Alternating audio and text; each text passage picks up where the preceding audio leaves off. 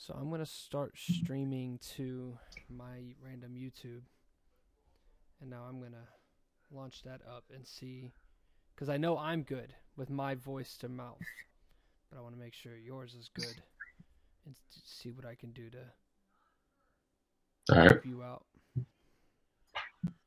And if it's going to be possible. And then watch our feed, like our streams be just totally off.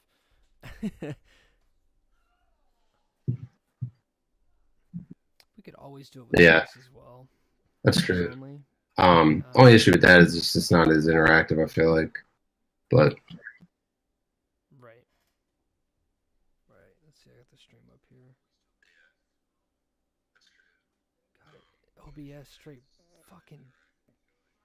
It brutals the video, like it destroys the video. Yeah. Oh my god, like it's.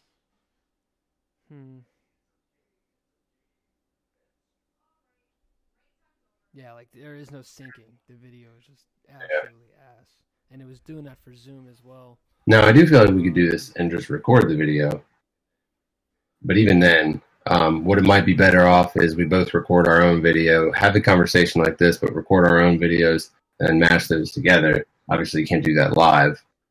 Right. But those same guys, the Sports Fury guys, whatever, I've seen them. And whenever they have like a guest on for their like weekly pick'em, it's always like they're super clean and synced up, and then the other person, like, it's just like it's a struggle to even sit there and watch them and listen. So, got you. So, do we want to do this live, and do we have an avenue to record live to tell people to tune in while we watch the game as a test? How about you? Yeah, because right now, if we stream this, it's gonna be what? It's gonna be AIDS, like, for lack of a better term. It's gonna be god awful.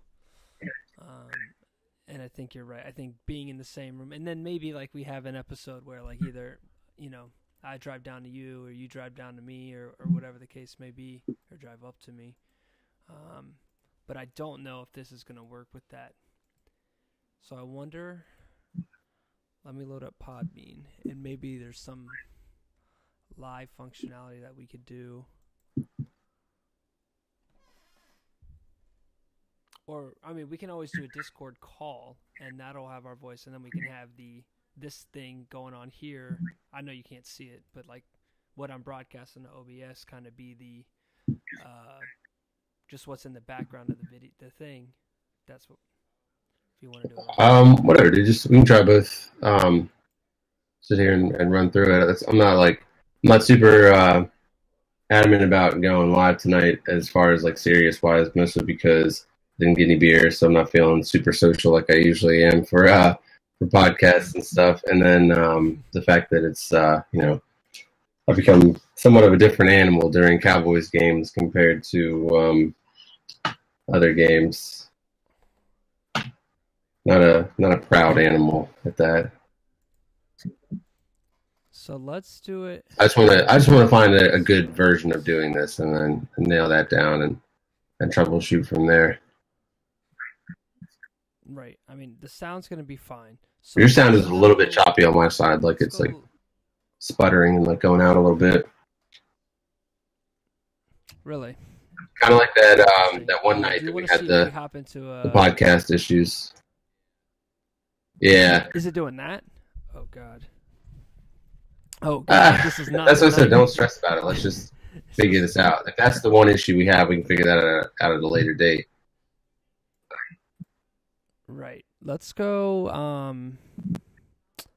Let's do a call with audio only, and we'll mess around during the game. If we get like people out the gate, I don't know if you're planning. I mean, if people link into it and they dig it, then we can keep it audio. If nobody's around, then we can fuck around and see if the video will work and jumping in different calls and stuff like that. If you want to try that, because I know the game's about to start here in 10 minutes. Yeah, go for it. So, all right, cool. I'm going to turn, I don't know if turning camera off is going to matter. I think I'll just keep, I'm going to remove that. Take bandwidth out of the picture here.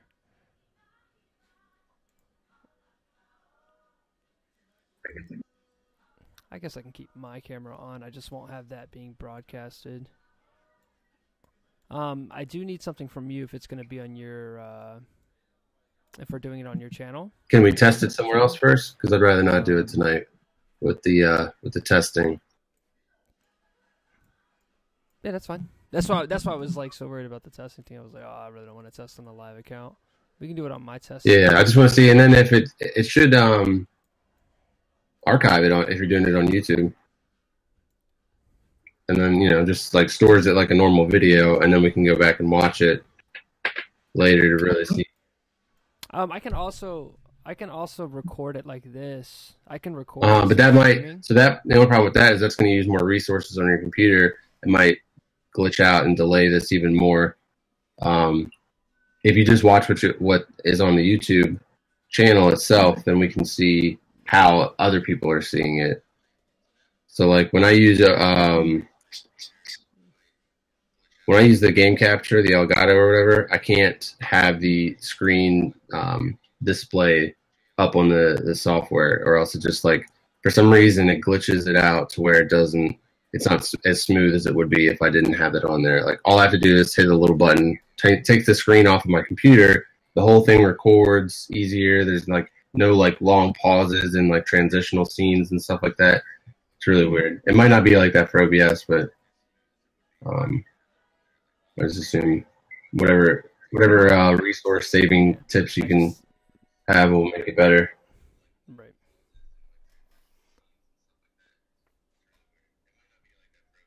I'm listening to the stream right now. Oh, nice.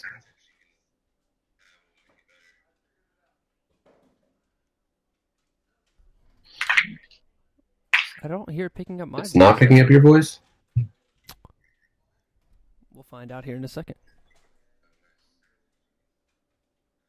It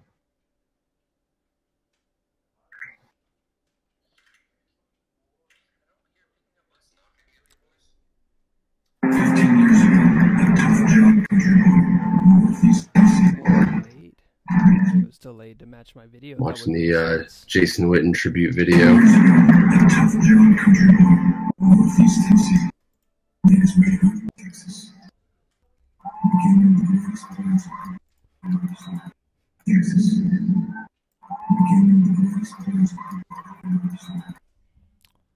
I need to pull up a string of that.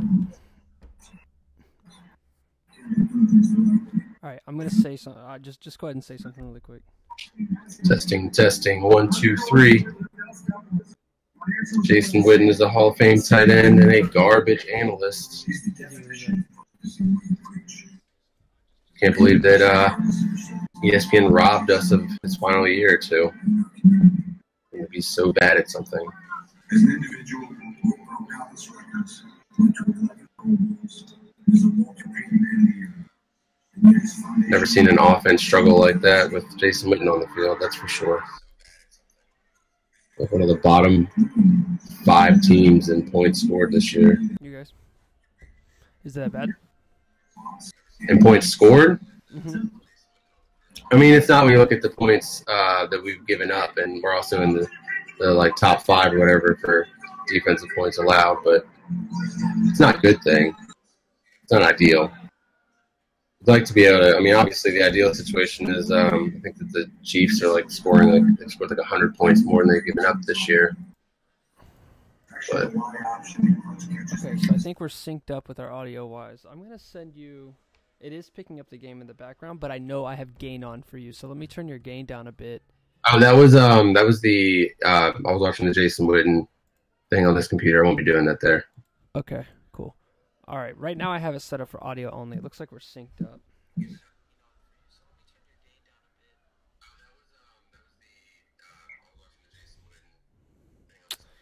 I'm going to send you the stream. All right. I'm going to send you the YouTube really quick. I got to find it. Looks like Des Bryant's going to be working out for the Saints tomorrow. Tight. I just don't know how you can drop 45 points on the Rams and then want to find another receiver. Like, I feel like you're fine. Yeah, it is kind of feel like why disrupt what you got going on right now? But it could also be because we play them later this season in prime time. So, they probably would love to have that storyline going. Sometimes I wonder, the conspiracy theorist in me wonders how much the NFL intervenes on things like that. Like, hey, what's the Saints owner GM guy? Benson? Or did he die? Oh, I think he might have died. Starting off on a strong foot. But if the NFL, hey, if somebody from the NFL office is like, hey, why don't you go ahead and just give him a workout, see if we can make this happen, so we can have a sweet storyline going against Amari versus Dez in November. All right, I'm gonna send you the link right now. I'm gonna drop it in the chat, and you'd let me know what you think. I mean, I can add stuff throughout above and below the banner. It's just the basic banner I sent you, and then you can kind of listen to the quality and let me know what you think for audio wise. Okay. Damn, 60 subs, bro. See? Oh, I used to. Those are probably like. I was a medalist in a band now, but I was doing a bunch of like covers, and I was doing a bunch of live show videos. 60 subs, bro. See? Oh, I was on a Call of Duty team that had 10,000 back in the day.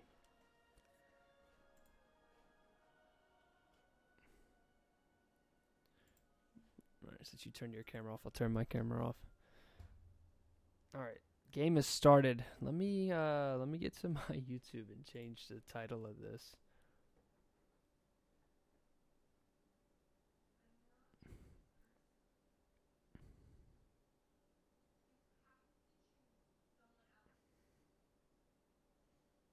So, where are you at in the game? We're still here, wherever you listen to the video. Oh, you're Yeah, sorry. I'd muted the video, muted my side so I could listen to this. That was, it sounds good.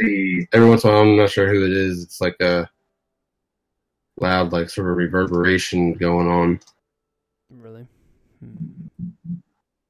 But not very often. There we go. Oh, we ran a slant? Oh, my goodness. We really are going to change things with Amari Cooper. Who knew? Oh, okay. You're about to play ahead of me. Maybe I can pull up a better stream. What are you watching it on? I'm using PlayStation View. Oh, shit. Are you using a Reddit stream? I was not. I'm using the NFL app. Oh, okay. Yeah, they are a little bit slower.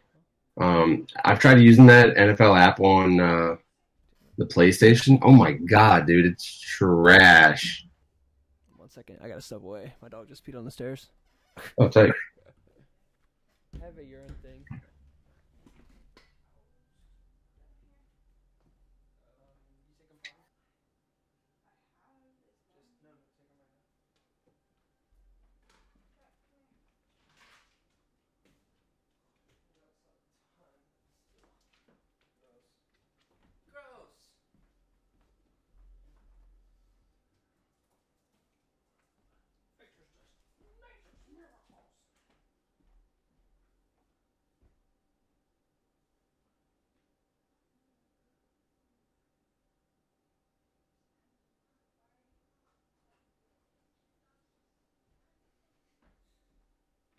Yeah.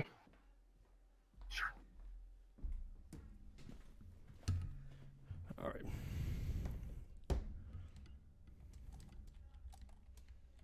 Let's go. Oof, let's go.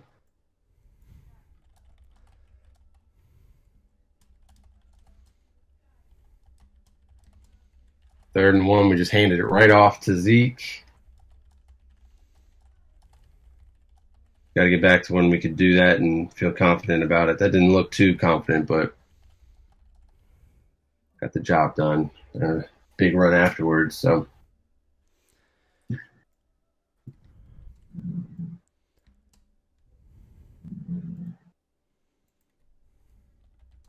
What we talked about, watch and go. Who was that? Is it Malcolm Butler? He just took the school like that on that slant? Nice. Watching a replay. Oh, that's Cole Beasley not Alan Hearns or Amari Cooper, man. You gotta.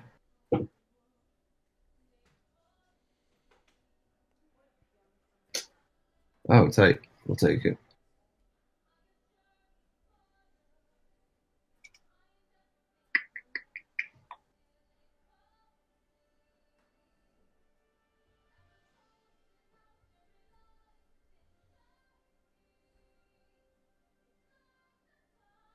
Hell yeah, I'm excited about the Mark Colombo hire or promotion. Nice, let's go, baby. He was a fun player to have.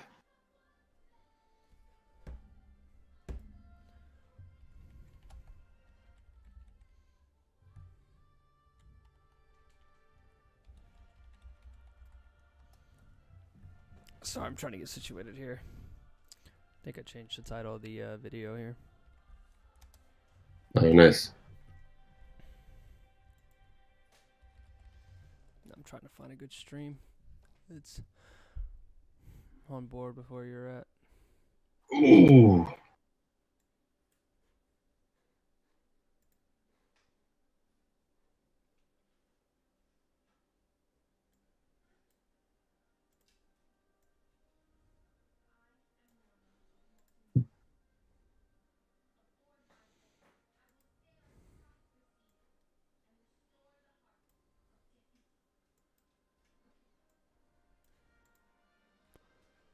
All right, these are the plays right here that we got a guy like Amari Cooper for. Where are we at right now? 3rd and 7, about the 20-yard line. Nope. That's awful throw and not his game. Oh my God, Dak fucking Prescott is such a vagina, man. Like, God, give the guy a chance to make a play on the ball. That was why him and Dez could never get on the same page, because he didn't trust him if he wasn't open. And a guy like Dez is never gonna look open, but he is. If the ball hangs in the air long enough for Dez, he was open. Like, he had that sort of innate ability to jump up and just hang there for days. Oh my God. What happened? Just missed the field goal. Okay, so I'm way behind on this stream. If I'm planning on watching it, I have to go back to the NFL.com stream. You know, it wasn't too far. I was about to play behind. So we're going to get your live reactions and then my analysis behind it. There we go. That's how we'll do this thing. All right.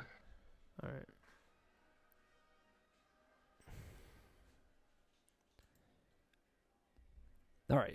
What are you trying to use? What streams are you trying to use? It was just originally, I don't want to reveal it. There's a subreddit, a guy that put up a bunch of videos, and it ended up getting banned for a minute, but he had them all like posted on YouTube. And he has a secret website now, and I tried that, but it's not working. Then I tried the standard streams, and they're a little behind. So this one, I'm in commercials right now. So yeah, let me see. I'm gonna look on Reddit. See if I can find one that's close to what I'm looking at. All right.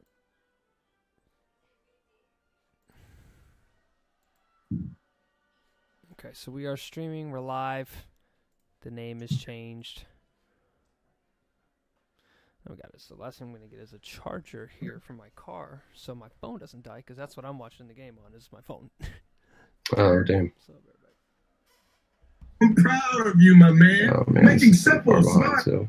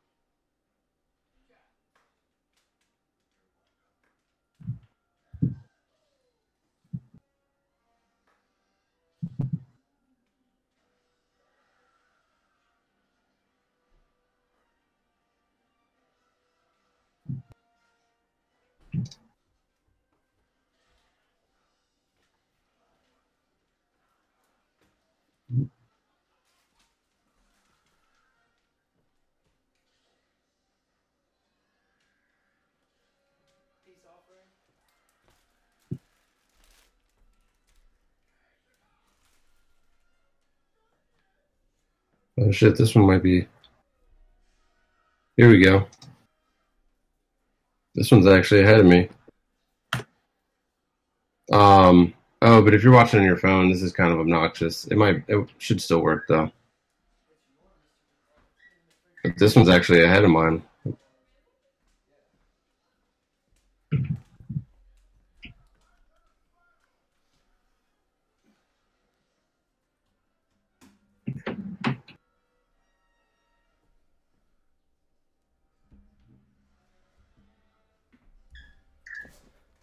Of course, you could load it up and it could be just, Okay. behind again still for some reason. I am situated. What's up?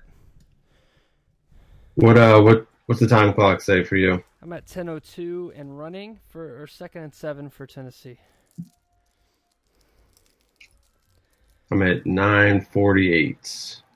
Third and 7. Okay, you just watched the dump off. All right, we're not. It's not so far behind that. I can be fine. And I just don't have ESPN on my cable, so I can't watch it on that. Otherwise, I'd be real good. Yeah, I mean, I paid $50 a month for this, and honestly, those Reddit, like the NFL Reddit stream, like subreddit or whatever, always has better quality stream, more reliable streams than Buff Streams, dog. He's the best. Yeah, that's the link I just posted you is the one I found from in there, and it's just like, no way. Oh, come on with these late flags, man. Is that the one you're watching? Yeah. If you're watching Buff Streams, I'll pull that one up. Huh? Actually, I think Buff Streams was behind me when I pulled it up. The one that I posted in this chat was ahead of mine. Did you try that one? Let me hit it.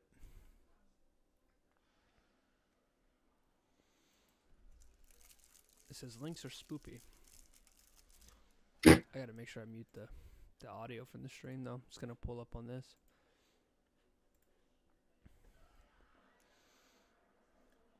It's trash. I'm watching First and 10 right now. 9:40. 4? It is ahead. So 9:36, 9:35. Nice. Is that where you're at? That's like just a little bit above me, so that's perfect. Okay, cool.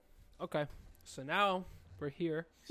So that would probably be the trick, is just lining up streams ahead of time. Right. And I think it is smart for you, if possible, for you to even be ahead of mine, Just rather makes such than a natural delay. Yeah. Stream's in perfect quality. So let me make sure it's not being pulled up by. Okay, cool. It's not.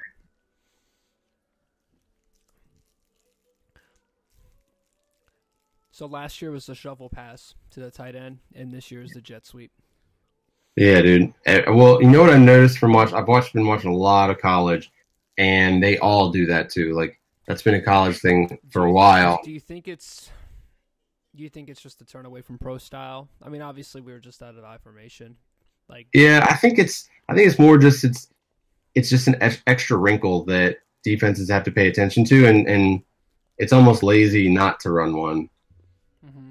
Because if you're running the ball, that little skinny little 190-pound receiver is not going to do that much when you're running the ball inside by not being on a specific side to block. So that's what it is to me. Is it's just a little bit of a distraction to. Oh shit! And that's why you got D-Lo. You watching this? Oh, nice! Let's go. Perfect. Wow. Okay. Hey, you are a little behind me now. Yeah. Try refreshing the stream. Me? Mm-hmm. Yeah. Let me see this replay real quick.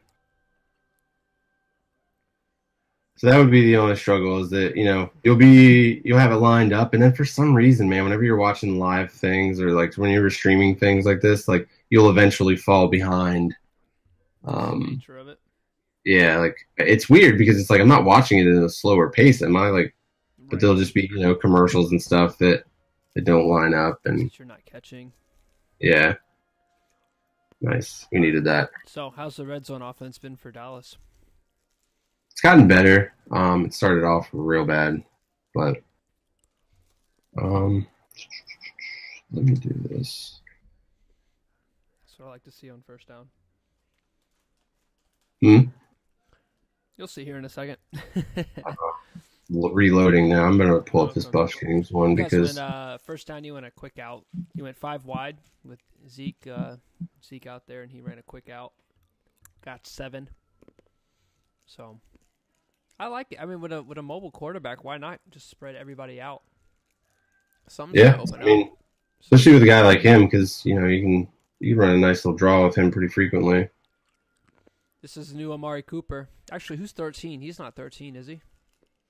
He's 19. That's Michael Gallup. Rookie syndrome right there. Nice run to goal line. There we go. But Are you at 7:30 right now? Yep. He had Perfect. he had to motion. He had to let Gallup know like 4 straight times, dude, you're motioning. Like, get down here. Wow. Rookie syndrome. They were saying good things about Amari, that he had already picked up the offense really quickly. So I think he's kind of a quiet, reserved dude. Yeah. And they said that he wasn't like saying anything. Like they were like, "All right, this is what you do on this play," and he was like, just like nodding along. And they're like, "Okay." Hope you got it. And then he went to line up, and they're like, he knew exactly where he was supposed to be. I don't know how Stuff I feel like that. about. I don't know how I feel about power out of the shotgun. I don't like it on the goal line like that. A big part of these kind of power backs is momentum, and shotgun kills running back momentum out the gate. In short yard situations. Yeah. And I don't know if that's a Jason Garrett check or if that's a Dak Prescott check, but they want you to check to that. Yes. Goal line. So yes, and that probably is Dak. I don't think he is showing the deficiencies in our play calling and our coaching, and their inability to see if he adjust. gets help. You see a shading for help. Yeah, he wanted it, and he went back to it. Come on, fantasy points, and there you go. Touchdown, Amari Cooper. Let's go! Let's go! We are an unbiased commentary crew.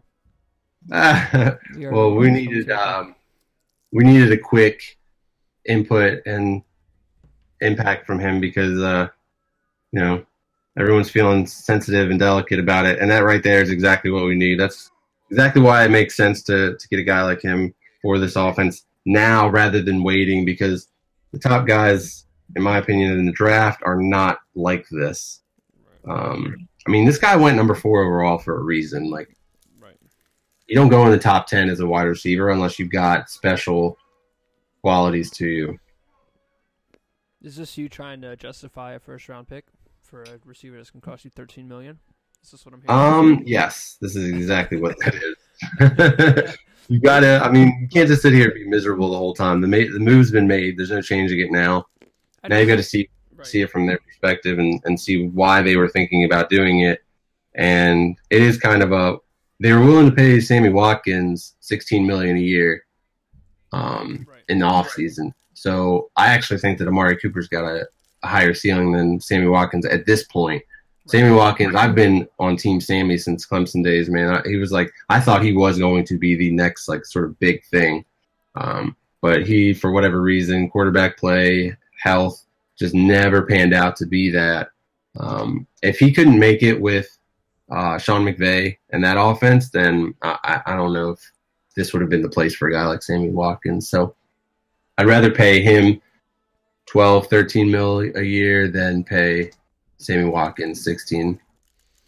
I'd like to find a way to get a timer on our screen.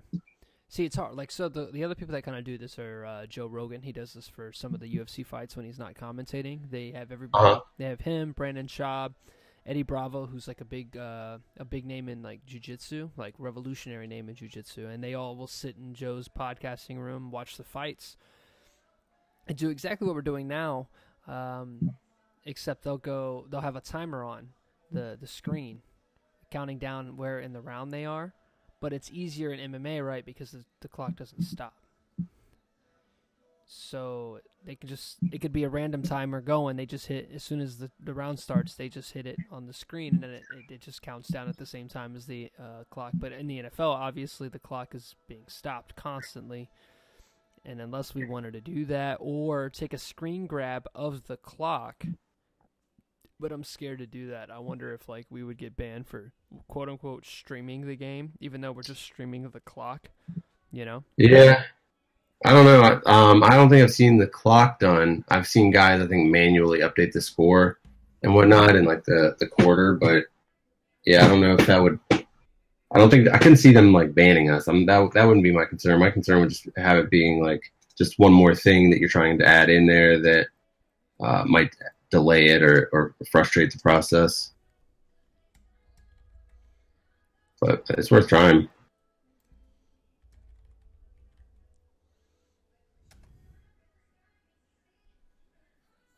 Because if it's just that bottom little section, I couldn't see it anything catching for that. Like now, if you try it, I don't think that you can like in a little corner put the game up. I know I've seen people that like try to show like ESPN reports on their videos while they're just sitting there watching them and commenting on them. I've seen them get banned for doing that. Right. You definitely won't want to be in that. Oh, shit. Somebody's been relieved of their duties. Joe Marciano for the Detroit Lions has been relieved of their duties. Saw that.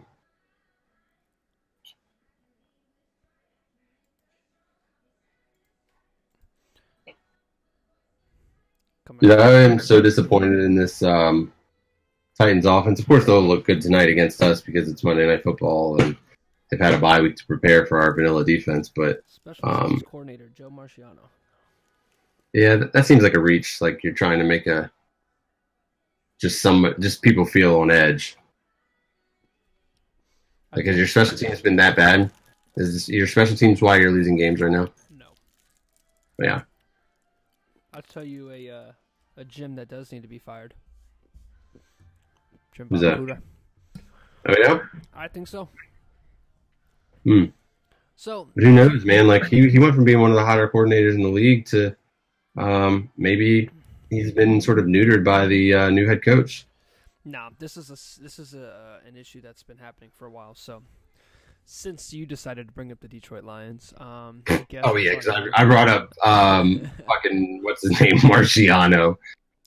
So and Deion Lewis is gonna fumble here on the mesh point.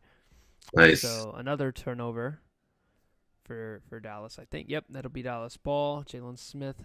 Let's go. If anybody's watching, it's 5:01 left in the first quarter, and Deion Lewis has just turned the ball over after what looked like a decent drive. Yeah, they're getting a little bit of consistency, but this offense, man, yeah. I don't know what happened to it. So I expected it to get better this year, but it did not. In 2015, we fired Lombardi. We're talking about the Lions again? Yeah, and so we fired Lombardi, and we brought in Jim Bob Cooter. Jim Bob, I don't know exact. I know he coached quarterbacks in Denver during the Peyton Manning time frame down in Denver, and he was kind of seen as one of the young innovative minds. And he came in, and instantly we saw an upgrade in our rushing game. You know, we switched away from zone block into more of a power scheme. Because we had a guy like Laken Tomlinson who, if you read his draft profile, it says not very athletic, but he's a big man mover. So we took a guy who's known for being a man mover with bad athleticism and tried to put him into the zone block scheme. It didn't work, to everyone's surprise. So anyways,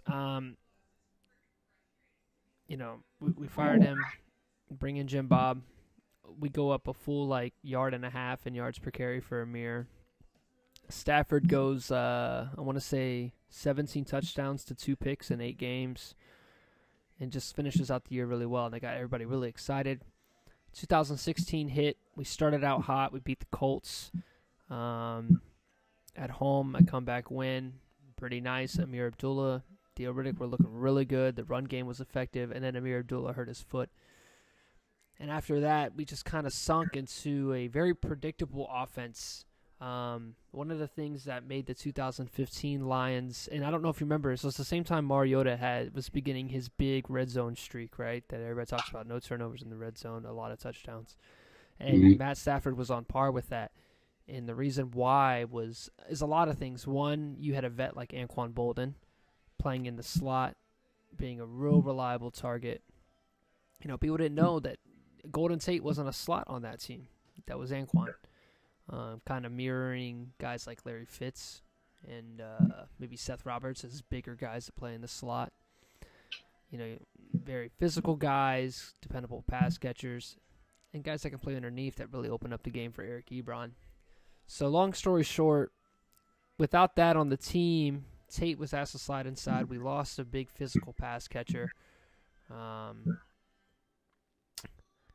Big play here as you guys come out and play slant. I mean, if you're going to win the game, put it in that gentleman's hands. Let's go, baby. So all the way down to the 4-yard line on the screen.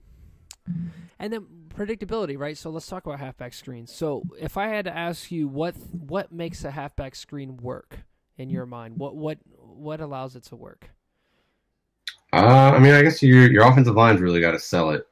That it's selling it, the fake, right? Yeah. Yep. What about predictability, right? I mean, I guess it's all, unpredictable times. Situationally, you don't want to be predictable and use it, it's second and short. Let's go ahead and run our screen pass here. Right. A lot of people try and build screens into fakes. You really can't do that, guys. Did he get the timeout off? Oh, wow. Either way, man, we got to be... You got them on their heels. You just had the whole defense running down the field. Get Rob Smith in the game and shove it down their throats again.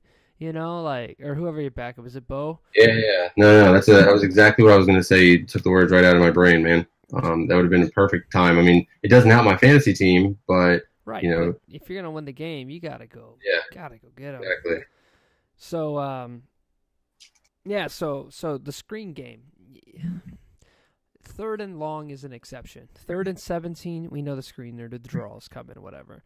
But doing things like going single back and running a play fake or a play action to the running back, and then going back to that running back for the screen, and you're moving you use the play action slide as quote unquote the screen build up.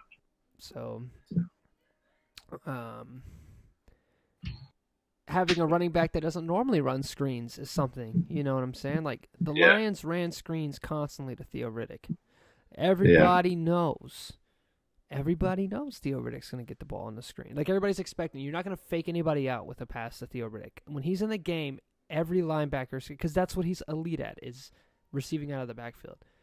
But he's not even remotely average at running the ball. So they're anticipating, I'm not saying to hit him with like a dive by Theo. I just think Theo Riddick does not need to be playing running back. And they did some stuff this week. They had Theo out there playing slot, kind of mimicking Golden Tate's role. But I don't think, that's ill-advised. Ill-advised throw. Jesus. It's double coverage. So your plays after your big screen were an almost delay game, toss, and then a forced throw into double coverage. Yep. Because Allen Hurns in single coverage on the other side was too easy of an option, not exciting enough. There's no throw there. Yeah, there's just no. It's not like he got caught late. It's not like a safety play the eyes. It was a designed bracket on Amari, and you just didn't snap away from it at all. Now, granted, Vaccaro's coming, but launch it. Just launch it. Just throw it over Amari's head. But it was only second down, right? Because the toss was first down. I'm sorry, buddy. I don't know why I'm frustrated. It's not my team. It's just, man, it's part of me what thinks that this guy is just not the right guy. He's not who we thought he was. And that's okay. He's not going to be the first quarterback that had a great season and everybody bought into it. The benefit for you guys is you didn't pay him anymore. It's not like you gave him a huge pay raise. It's not like you got Matt Flynn or Brock Osweiler. You'll figure it out. You had your one season. You had a chance. You guys, you got errand. I don't know how else to say it. You did everything you needed to do to beat Green Bay. It sucks.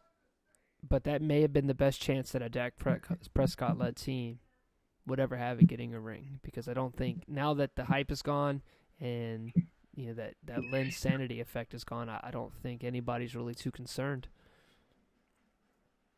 So, it is what it is.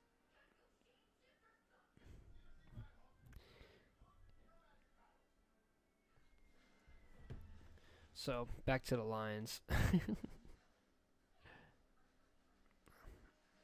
Did you step away? You may have stepped away. Might just be me live right now. No, sorry, I was just saying goodnight to the old wifey. Oh, yeah, no worries. Yeah, man, it's just predictability on offense, not putting the running backs in positions to succeed, plus a 10-sack game. I just think that you need to refresh.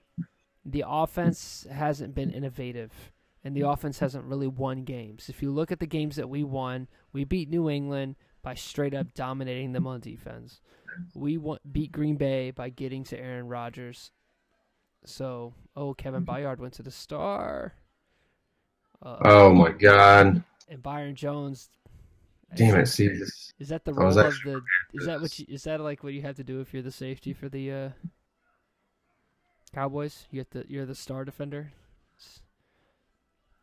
I actually had a clip of. Here we go. Perfect.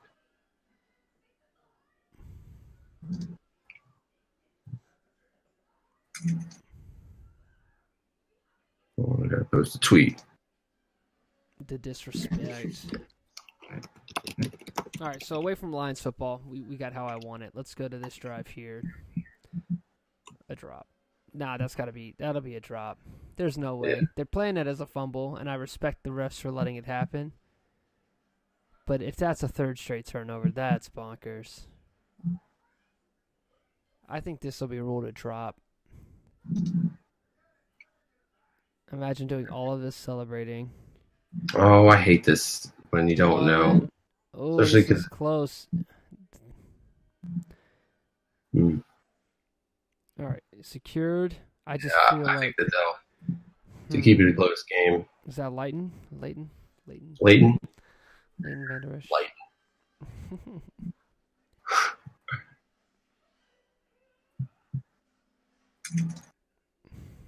Looks like it's under review. Yeah, they're gonna overturn that. I think Henry has been one of the real reasons why this team hasn't been able to get going. Everybody was expecting the breakout year. Dude, tell me about it, man. I have Derrick Henry and Corey Davis on way too many fantasy teams because I really thought that this team was going to step forward. But I think that's what happens when you go from having an offensive head coach to a defensive head coach that doesn't really have much experience. Like this Mike Vrabel situation should be similar to the Rams where he has an offensive coordinator that's like an old head coach type of thing. And like he basically oversees everything, but is like, here's the keys. You drive this offensive vehicle because I can't even think of the guy's name that they had fired. Who's the Rams? Who was the Titans head coach last year? Jeff Fisher. Well, last year was Sean McVay, but you're thinking No, the Titans. Oh, the Titans head coach last year. What was his name? Mike Mularkey? Yes. He actually is not a bad offensive mind. I don't think he's a great head coach. Right. And I think that's why you're seeing a step back instead of a step forward because they don't have that sort of experience as their offensive coordinator right now. I mean, C. McDermott, C. Vance Joseph. I don't think we're ready for defensive coordinators to. I mean, the best teams that have these newer head coaches are the offensive-minded ones. You know. Shanahan wasn't really a head coach of Atlanta, right? It's Dan Quinn, or not Carolina, Atlanta. But yeah, I think I agree with you there. These offenses have to adjust to a new system and not a head coach that's really overseeing all that whole system. It's just kind of like, you got it, bud. Let's get the football back. 3rd and 8.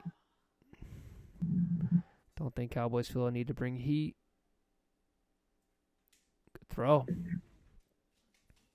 Yep.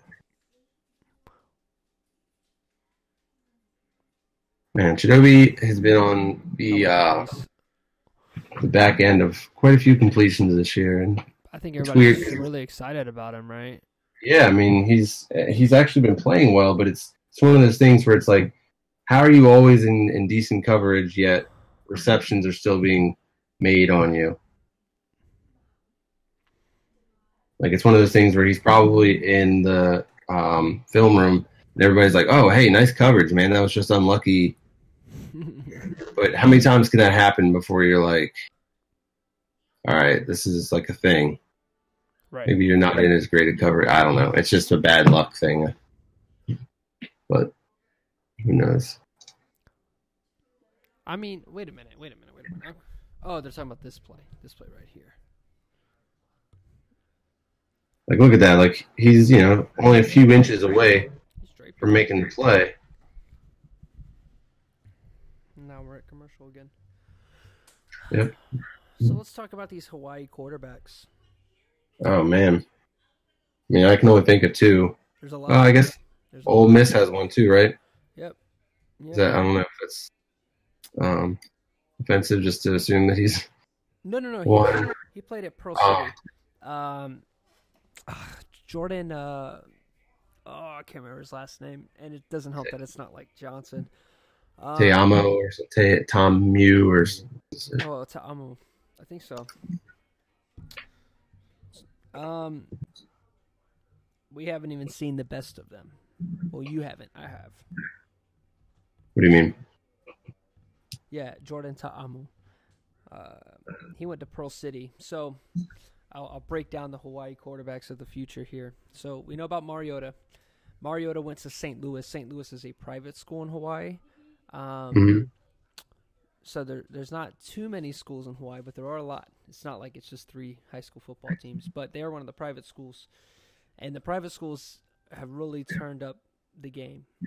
A lot of the issues with the public schools in Hawaii is that they're really in old school football. I'm talking quarterback is a running back, and then everybody else is an offensive lineman. And they just had these exotic running formations, and they just run. And, like wing tee, like it's just super old school football because of the lack of skill position players and the influx of just, big Polynesian men. So you can have a lot of, it's just really just a lot of power. That's what they pride themselves on, right? Converting rugby players over and stuff like that. So running is a lot simpler than passing, obviously. So that's what a lot of teams will do. Not these private schools. These private schools are really big on the spread and shotgun and developing quarterbacks. So in comes Marcus Mariota and then Tua Tagovailoa, who went to the same school. Then you have this guy, Jordan Ta'amu, the quarterback of Ole Miss. He went to Pearl City. Now, Pearl City is a public school, and I don't know exactly what they do. Obviously, he was good enough to be a D1 quarterback in the SEC. So, I have to go back and check on him and see what exactly he's done. But Pearl City, I'd imagine, with where they're located, Pearl City is got a lot of, it's right by Pearl Harbor, right? Pearl City, Pearl Harbor. So it's big military presence, and I would imagine that in turn flips to military kids playing at the school. So now it's not like all these Polynesian teams. It's there's a lot, there's black kids, there's white kids, Hispanic kids. They're coming in because their parents are in the Navy or the Air Force, and they can play out there. And now that kind of fills the skill position gap, because out there, from my experience, it's like you're either either you're a huge Polynesian, and then if you're like even small by their standards, you're still big by our standards. And if you're quick, then you'll get guys like Palomalu or just other linebackers, right? Te'ao, those kind of guys that are just really athletic big boys. So the issue is that there's not a lot of younger guys, or not younger guys, skill position guys, lighter guys that are 6'2", 180. You know what I'm saying? That run 4.5s, 4.4s. You don't really get that. You get that with like the other, the military kids that come in, and then kids that come and live in Hawaii. I guess just non-Polynesians. They are going to get them. Okay, offsides. So, anyways, that's what I think. I'd have to go look, but I think that's what Jordan Saamu. Another one is UCF's quarterback. It counts, but it doesn't count. Mackenzie Milton. Are you familiar with that name? Mm-hmm. Yep. So Mackenzie Milton played quarterback in Hawaii. He's a white guy, obviously, but he played high school quarterback, and I think prior to high school as well, out in Hawaii. He played for what's the school? Mililani. And Mililani is like the public school out there. Like they run the spread system. It's got a ton of RPOs. It's got a ton of screens. And then they can really attack you vertically. And then with a guy like Mackenzie Milton that was very athletic, he could burn you on the ground as well. So that's a big conversion by Corey Davis, by the way. A big throw too. I know I'm not really talking about the game right now, but that's a huge anticipation throw. But anyways, Mackenzie Milton, if you count him as a Hawaii quarterback, not a Hawaiian quarterback, then he's up on the list because he's absolutely killing it at UCF. And then the last one is this guy named Soljay Maiva. He is a sophomore in high school, I believe. He might be a rising junior, but I'm pretty sure he's a sophomore, and he is filthy. He's filthy. First of all, he started varsity as a freshman. As a freshman, he ran a 4.6 40. He's like 6'1", 170. Ran like a 4.6, 4.7 40. I got to see him do his play in a sevens league, and I think he played against one of the top public school teams in all of Hawaii. He threw for about an hour and a half, and he didn't miss a pass. As a freshman, you know what I'm saying, in varsity, like it was just bonkers to see the composure and his placement. The issue is he went to the school called Kahuku, which is like way up, remote as hell in Hawaii. Like one road to get there, you have to drive for like an hour to get there. It's insane, and they bring in guys from American Samoa, and their team is just like run the ball. So like they had this star quarterback. Harbaugh from Michigan, Jim Harbaugh offered him a scholarship when he was like rising 8th grade. Like all of this crazy stuff was going on, and he goes to this team that does not let him throw the ball.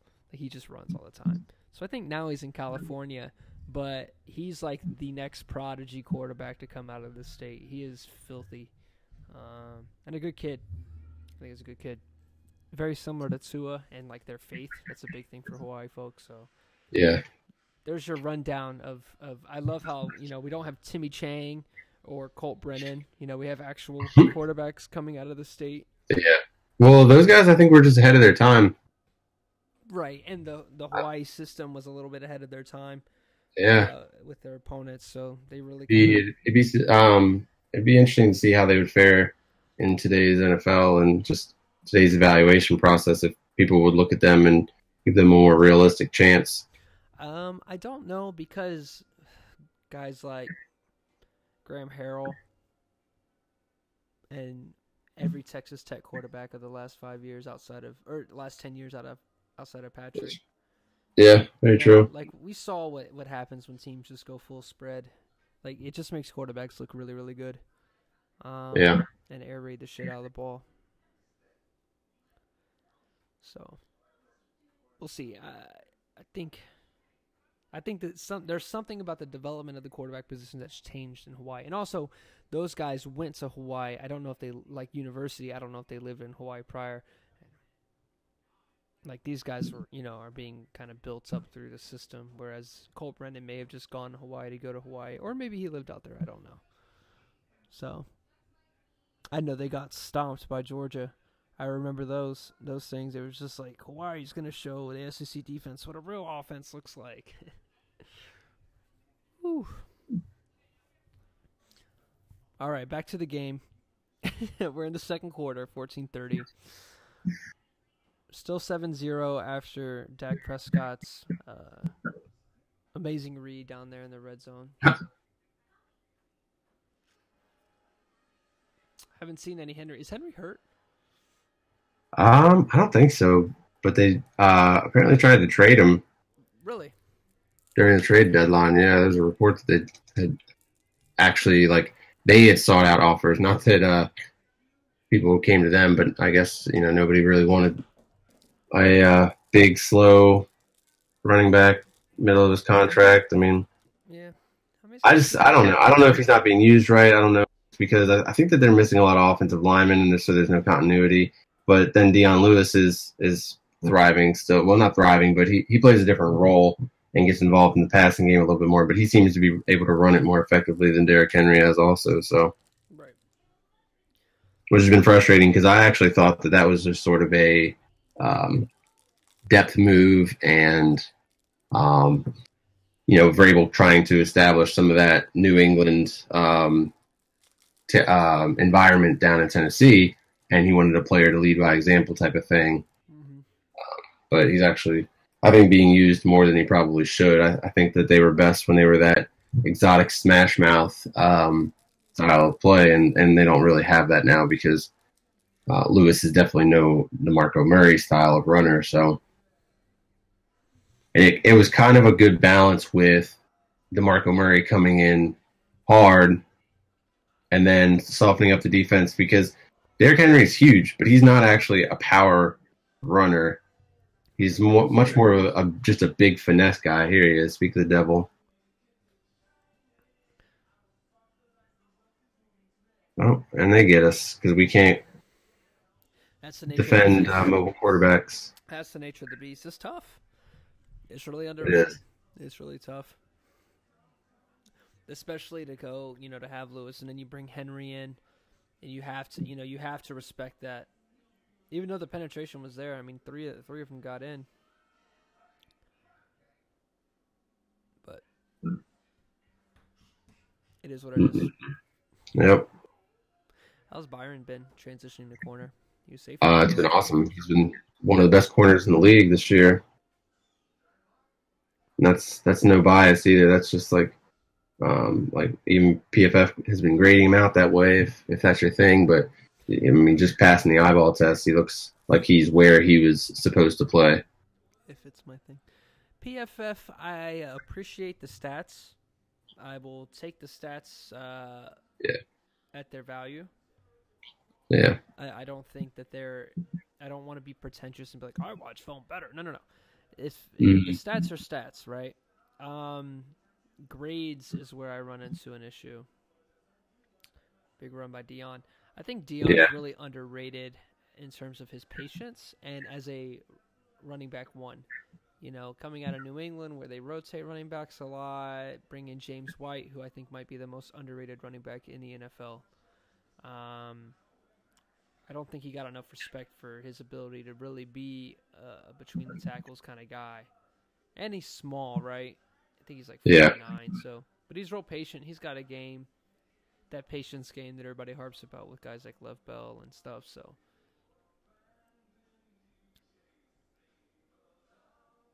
it is what it is. All right, red zone's been abysmal this year or this game so far, so see what we got. The user king with the tackle. So Van Der Esch has been in a lot more than Sean Lee so far. Really? Yep. Is this just nickel packages that they're taking Lee out? Is Lee having health concerns or? Well, he always does. I mean, I don't think he's ever played all 16 games. So I think if you think that you've got something going this season where you can do something long term, you might as well let the rookie get his reps now, and then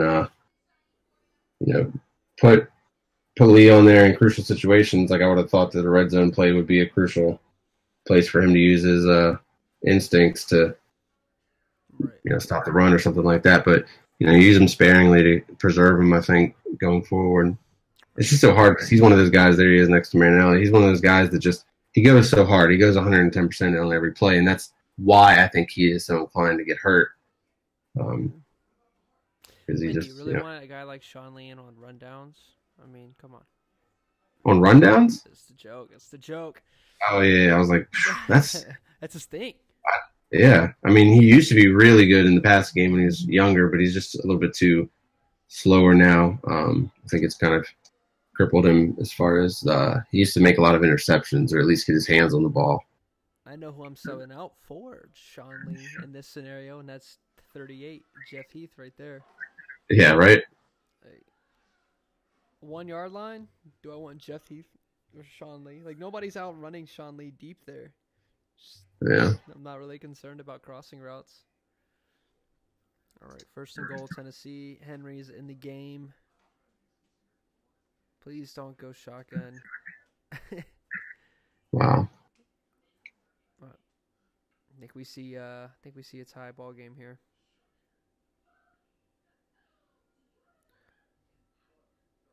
I think that's what we get. Yep. Wow.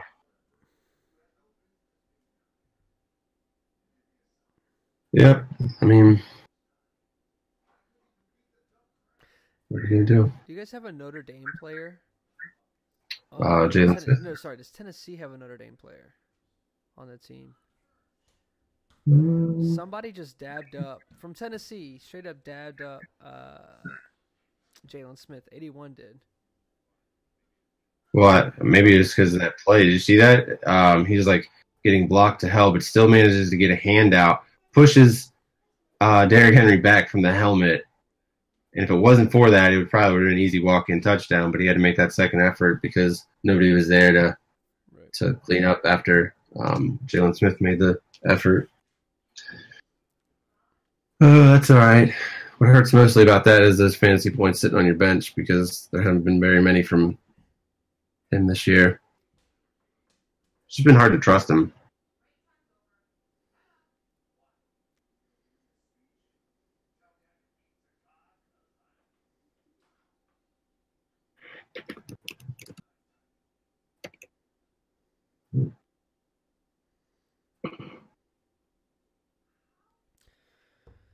All right. So, these games this weekend, how'd you feel about those?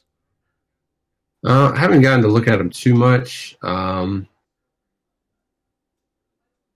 Did really well in the pick'em this week. Did you really? Well, relatively well. Not as well as last week. I think I missed one game last week, but did pretty well. So I think I missed 3 games, and they were all like sort of my reach plays. And then the Texans winning by. I actually had the Broncos as one of my upset picks for the Texans, and they should have won. But you see that clip with Bill O'Brien at the very end of the game? End of the half. It was end of the half. Oh, it was the end of the half? Yeah. He called a timeout. Vance Joseph did to try and ice the kicker. Yeah. And he missed it. And then after the timeout, he made it. And then he was just like, what did he say? Nice job, Vance, you dumb fuck. Yeah, something like that. Pretty insulting either way. The fact that one of your peers thinks is, able to call you that, like, thinks that low of you that he's, goes to something like that in the moment. Like, those are his true feelings. Like, he didn't know he was being video. He should know. I mean, he should know that there's probably a video fixated on him at all times on all head coaches. There's probably one video somewhere. So you should go ahead and assume you're being recorded. But yeah, that was definitely his true feelings about that. Right. Let's see. Week 9, I got quite a lot of games right. I actually forgot to pick for the Thursday night game, but I would have been wrong. I would have gone Oakland actually. So yeah, that's what I did. I mean, you hear about Nick Mullins starting, and right, and I don't think anybody needs to buy into that hype. I think people just need to realize the Raiders are garb. Well, yeah, and that unknown quarterbacks can come in and have big days because teams just don't know what to expect. Like, and then you pair him with an offensive mastermind like Kyle Shanahan, and you're bound to catch somebody off guard. Will it last? Probably not, but against a bad defense, it definitely will get the job done for a game or two. I wouldn't want to win very many games if I was the 49ers, technically, but hey, what's up? Real quick, do you want to switch this and test the video out and see just what it looks like on the YouTube? I can. Just experiment while we got it, and then later I'll go back and watch them. This might be more exciting. with that than a black screen. I don't know why my video is so delayed, man. Yeah, I think I'm telling you, it's because you're doing so much on one computer. It could be because yours is completely lined up. Really? Yeah, like yours is fine, and mine is It's just weird. bad. Let me see if That's odd. Are you using the? Let me see. That doesn't look like it. You're not using the computer webcam, so or are you? it's a special webcam that I bought, which is why I'm so confused. Yeah, It's its own thing. that is confusing. I can mess around with the Discord preferences. Voice and video.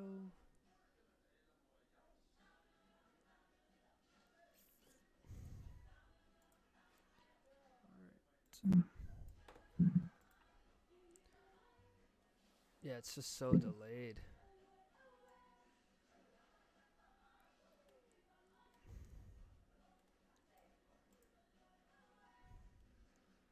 Oh, fuck me.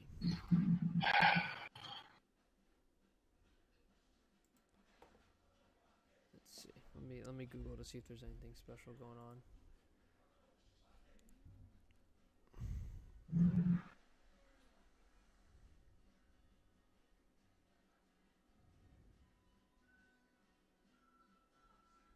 Oh man, this team is frustrating to root for.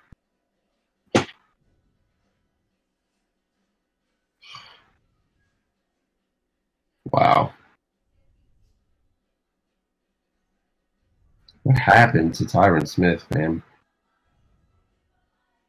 Straight. Is he bad now? He's just not been playing well.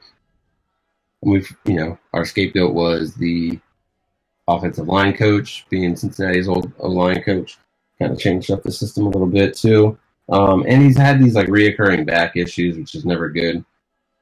Oh wow, they call pass interference. I know this if I do it on my phone. It was when I did it on my phone testing. My phone was perfect. Yeah. So I don't know why. It's so bad.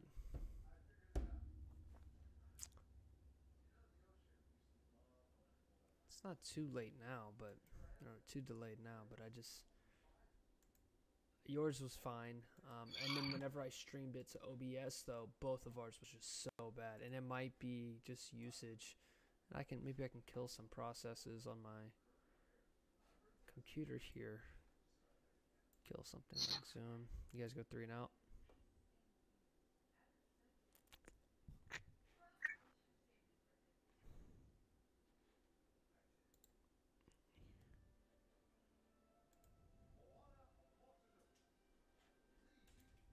Dirty.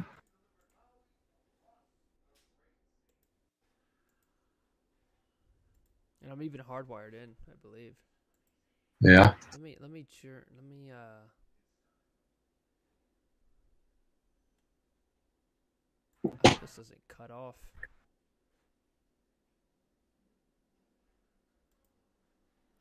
It might cut the stream. If not, we'll just go right back live afterwards. Yeah. But let me see if I can maybe it didn't detect me auto plugging in.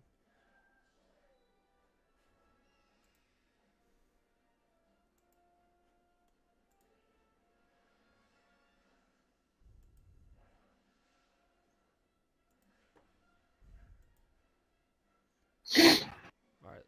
Let's see what that did. Are we still here? Yeah, I'm here. Okay. So let's go on wired now. I wonder if that fixed my video. I'm gonna turn I think I need 2 sets of headphones. One for TV stream, and then one for you. God damn it. One in each ear.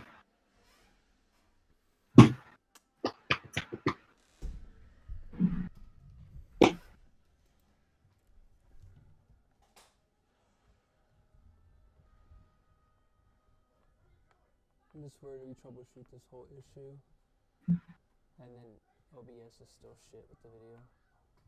But the first thing is going to be making the Skype video as good as possible. Your shit's fucking perfect, though. So. Yeah, You said your computer's hardwired in too? Yeah. Damn. Yeah, mine's actually usually not the greatest as far as upload speed. They've given me like 175 megabytes download, Right. but like 10 upload. It's like, we can try. I think it's just because. We can try Zoom real quick and see if Zoom will work. Yeah, go for it, man. All right, cool. I'm gonna leave. Yeah, you set that up. I'm gonna use the bathroom real quick. For sure.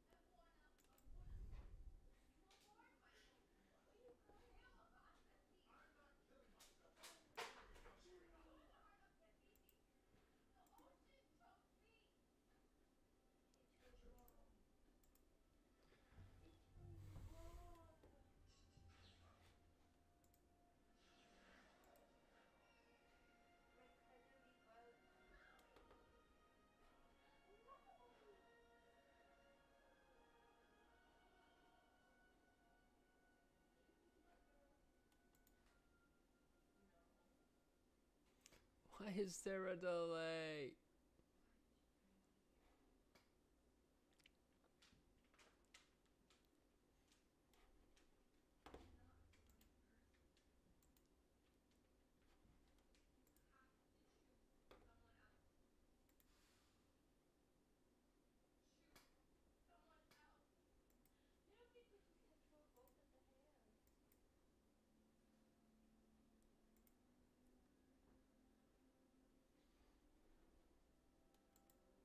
Well, there's that.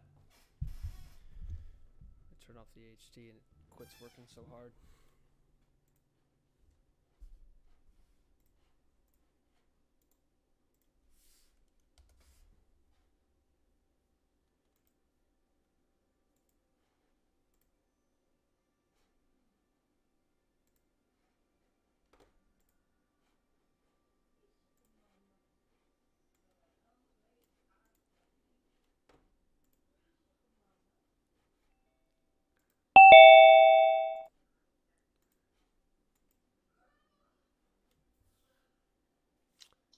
I just fixed it. Now there's lag again. So I think it is the usage. You think it's what? I think it is the usage of the computer. Just fixed it.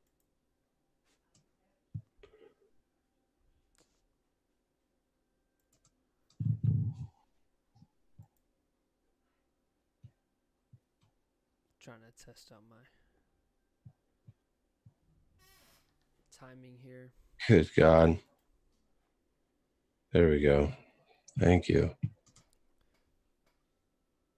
Hold on. There we go.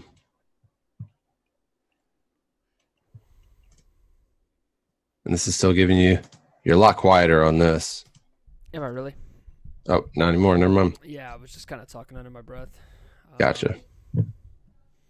Yeah, I'm a little delayed on my thing here. I'm going to try and kill some of these processes as best as I can. I could share my screen with you. Imagine watching it like this. Oh, you're watching the game on the same Oh, who's that? On the same weird. device. Yeah. I could switch to my phone and probably stop. Are you ahead of me now? Yeah, I think so. I'm at 4:45, 3rd and 10. Just had a big sack. What? What? Turn the game off on that. And then turn it on. How? That's ridiculous, man. What was the penalty? It wasn't a penalty. It was that they're, after a huge sack, they're saying, oh, Tennessee called a timeout before the play. It's like you just let a quarterback take a massive hit. Like, there's no reason that play should have continued on. Right. All right, I'm going to try and stop my video. Start it back up. Interesting. How's that work for you? You are much more in sync there. In sync. Ba, ba, ba. I'm 80% sure you still haven't listened to my song after I sent it to you 100 times. I don't badger anybody, but I think I'm just going to badger you. Which one? The one that I sent you that my band put out on Spotify. And No, dude, I totally did listen to it. I told you that you guys had a what was this? Who I compared you to? I compared you to a band. I can't remember who it was now. Trying to not get my dirty ass house. Okay. So let me build this into what we're watching.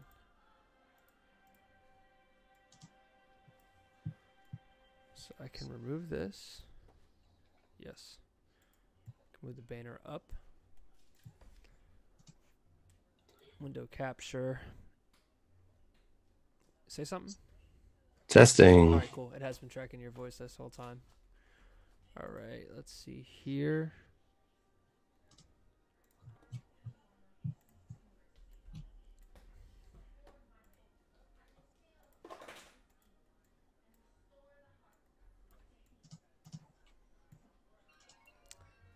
Well, this was way more of what I anticipated. But just having OBS has caused this to lag a little bit. Yeah. I don't think it's going to get any better. I wonder if these meetings can go live.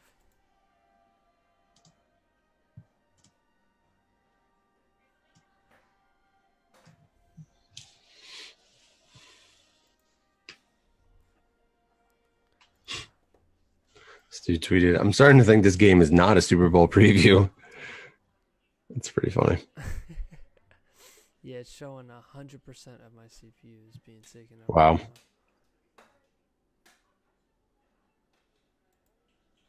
Oh my God. Of course, man. Like. Okay, 3rd and 10's coming up. Wow. Unbelievable, man.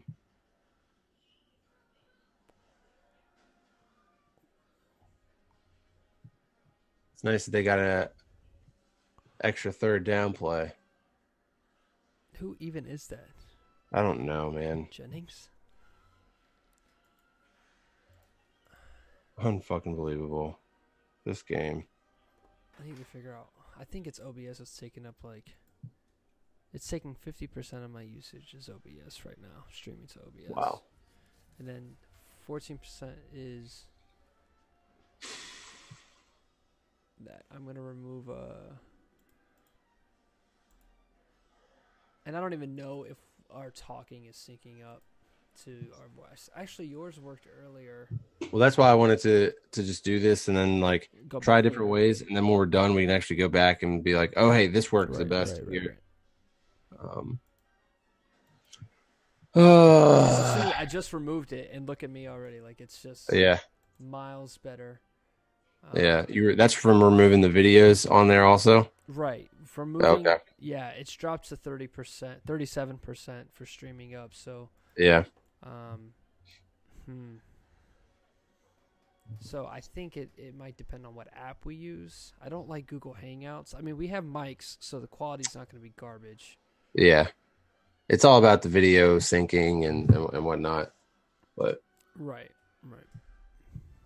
But Zoom is normally really good at lining things up, so that's what I yeah, was hoping. So maybe I just need to look into, and I was already looking into upgrading my computer before.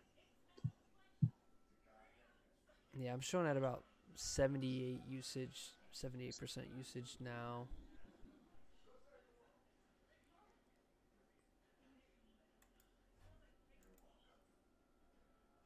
All right, let's see. I wonder if there's like maybe one or two things I can kill in the background.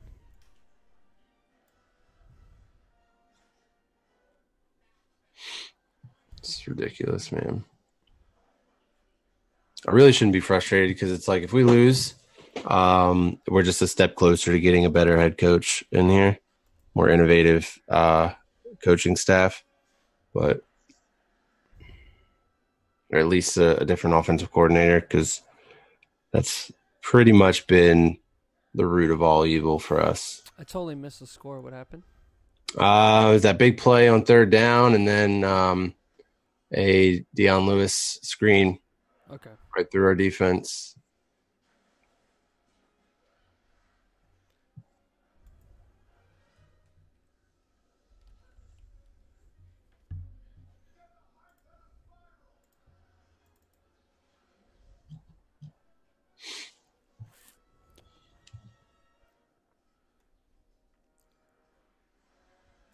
I will say this: they have an excellent defense. Who's that? Tennessee. Yeah, these two teams are actually really weirdly similar with the way they're built, the way that they're struggling, the way that they're playing well.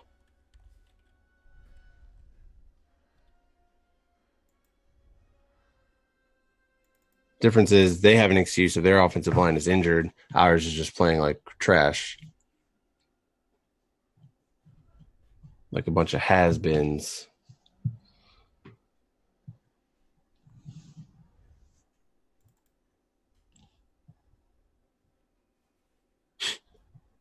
Love Jason when they like to run it to the right side, runs it to the left. So this is your. All right, this is Tennessee. Oh no, is it your own team? This is own team. Yeah, we like running left or we like running right. Well, dude, there's nobody on this team. It's ridiculous, man. Smith is in the game, and he said they like to run it right.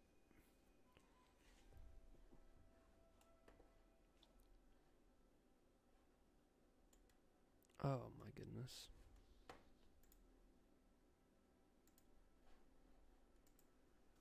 How did these guys do it with these computers? I have a Mac Mini, so it's not like it's the strongest. You got what? A Mac Mini. Oh, yeah. So it's not the strongest. Yeah, I would try to do it, but I've got always so much stuff running over here and my internet's such trash. You're probably where you're located, your internet's probably better suited for this than my country internet. It's just like they really don't care about an upload. Like that's not something that they factor in to feature because it's not something that anybody typically would need.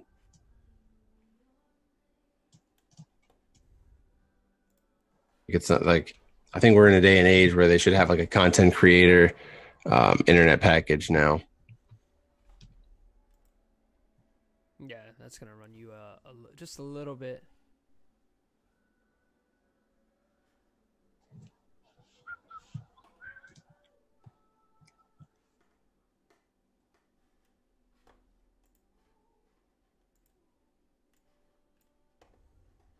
Ew, gross. A Philly Cheese King? Come on, Burger King. Ugh.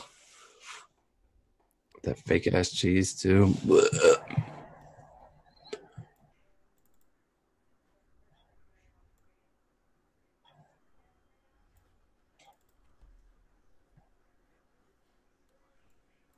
All right, let's see who's using up all my CPU. OBS, it says 145%. Wow. It's impressive. What is this VT Decoder XPC service?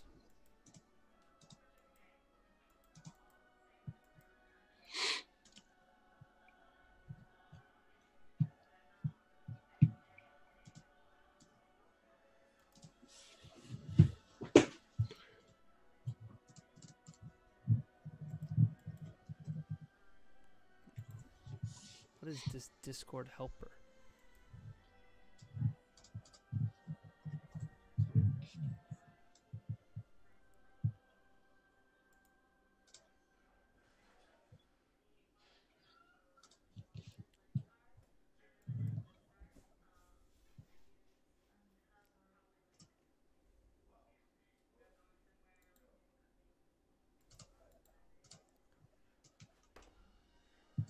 Can probably kill Discord.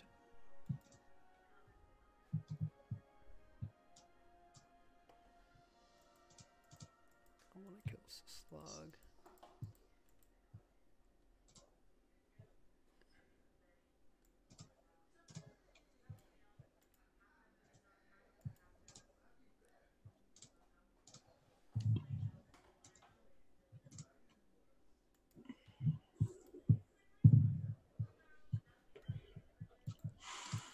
I don't want to kill this without checking to see what it is. VT decoder.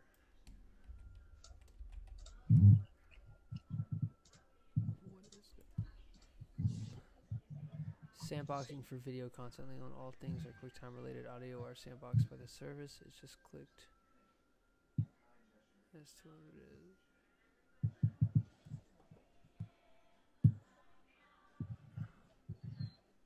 Okay, so I can't kill that. Wow. Yeah, I may just have to get a better computer. I mean, I know that Macs aren't the best at this either. right. Like for all the things that they're good at, when you're running like sort of foreign softwares that weren't optimized for them, like everything is optimized for Windows, especially stuff like OBS. So I mean, I can definitely. let's go. It's kind of my job with computers, so I'm probably sure I can build something under $1,000. I can get going. If I can't, I think I have to quit my job. So this is part of like why I haven't really dove into the whole live streaming video stuff, because man, it's just there's so many moving pieces and it can be so frustrating that like, oh, fuck. When you're doing it and you're trying to focus on just having a conversation, and you can't even do that because you're messing around with all these other moving parts and stuff. And then, you know, when your resources aren't up to par for what your dreams are, it's kind of a, I mean, I think that, I think the podcast is good. I think we could look into having a guest for now. And then while we work to build up to something, like, I don't mind doing this live, trying to find a better avenue instead of maybe OBS if we want to do it with audio. We could do it like this, and we could, like, I'm going to try something with you right now. When I shared my screen earlier, what was the quality like? Pretty shit? What's that? When I shared my stream with you earlier, what was the quality of the video? Was it pretty shit? Like of the game? Yeah. Yeah, it was pretty bad. I'm going to pull it up and see. And I would want to try this also without having OBS running at some point. Damn, I can't even search this fucking video, much less pull up a stream. Like, what happened if this is all on your computer, right? Are you watching? You're watching on your PlayStation, right? No, I have a second laptop actually that I stream the game on. I've got sometimes I use on Sundays I use my PlayStation for the Sunday Ticket app because it's actually pretty decent. Gotcha. And I can run it through. Nice, let's go. What a drive! I can run it through the Elgato and pull stuff from there, even though I don't really do that anymore. But that was something that I've done in the past. Everybody else does it for me now. I just take theirs.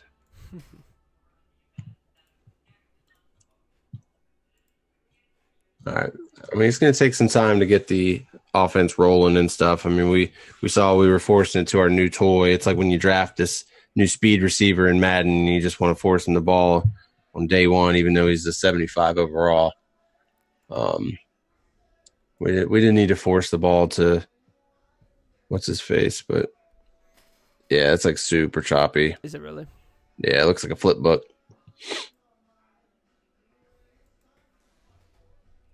And I wonder if it'll be any better. When we're not streaming, you know what I'm saying? Like, if we did a game review. What's up? Like, I'm gonna not share my screen here. It's taking up all the bandwidth. Like, we could do a game review video. But like I have Game Pass, right? So I was thinking, like, if we found it, like, say when we're not streaming to OBS, if we're just pulling up Zoom, if I could game share. A quick thing, and we could either look into doing short videos, or we could look into doing like a 30-minute game. So for the first half of the episode, we could like stream the game and go through some of the plays and just watch it. Big matchup of the week. Maybe a throwback game. It goes all the way back for a while. Yeah. I've got some guy to hook me up with free Game Pass, and shame on me, I've only used it like a couple times at the very beginning of the year. Mm-hmm. I've actually, when people find footage and it's like they use their phone and it's like this like seasick version of it where they're like moving around and shit. I'll go I'll look at whatever they have, see if there's something I can use from that footage, and I'll go and find like a real one and clip it. But like I said, I haven't done that really since the beginning of the season because it's a lot of effort for something that's already floating around the internet. Right. Just like sometimes I want to get the better quality version of it, but it's just not worth it. Do you have like screen recording software so that when you can clip those plays? Oh yeah, totally. Gotcha. I actually, I've like gone through every screen recording software that they offer for free. But QuickTime does it so well that I just use that for the most part now. I feel like the file sizes are massive with QuickTime, but they usually, it's because they're good quality. So right. Where are you at right now? I'm after the sack, 30 seconds and running. Yeah, they're just showing replays of that for me right now. You're fine. This isn't, the video's not being streamed. 9 seconds, 8, 7, 6, 5, 4, 3, 2. Let me see where I'm at with my battery. Oh, you can just grab it, the whole thing. I'm at 80, or I can charge for you.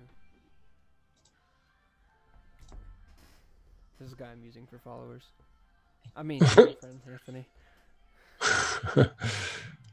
Hate to break it to you, it's not that easy. I wish it was. Well, I'm not exactly whoring you for them, am I? Hey man, can you retweet my tweet? But you see, like, I see all the time, like, I retweet people, and their shit will go like more viral or whatever than mine. Like, I'll retweet something, it'll get like 200 retweets. They'll like quote it with something funnier or more original. I'll retweet that, and that'll get like 1,000 retweets or something like that. And then I'll go back and see their comments, and they'll be like, yeah, I don't know how this blew up, but I got like no followers from it. Cause it's like, that's just kind of the way it is these days. People are real stingy with the follow button. Whereas back in the day when I started, there wasn't that many people. So therefore people were just like very quick to left and right. Yeah. They're like, oh, NFL related stuff. Like, I like that. Let me go ahead and follow that. How many followers do you think you're getting a week? I don't even know, man. Probably a couple hundred. It used to be that I could guarantee every single Sunday was at least 1,000, if not more. Jeez. But it's only maybe a couple hundred here and there. And then, with Red Dead coming out, I was tweeting actual stuff less and less. And so the guys that run the 12 Up or whatever were still posting all the links and stuff for me. So it was like nothing but links. And that's usually like, you're going to lose like a follower basically almost every time you post something that's not instant content that they can absorb right there. Like anytime you post a link, people are like, they get irritated for some reason. Like, really? Yeah. You talk about 12 Up Sports? 12up.com. It's the like links I have posted to my account all the time. Oh, cool. pay me $15 per every 1,000 clicks that they get. Oh, that's not bad at all. Yeah.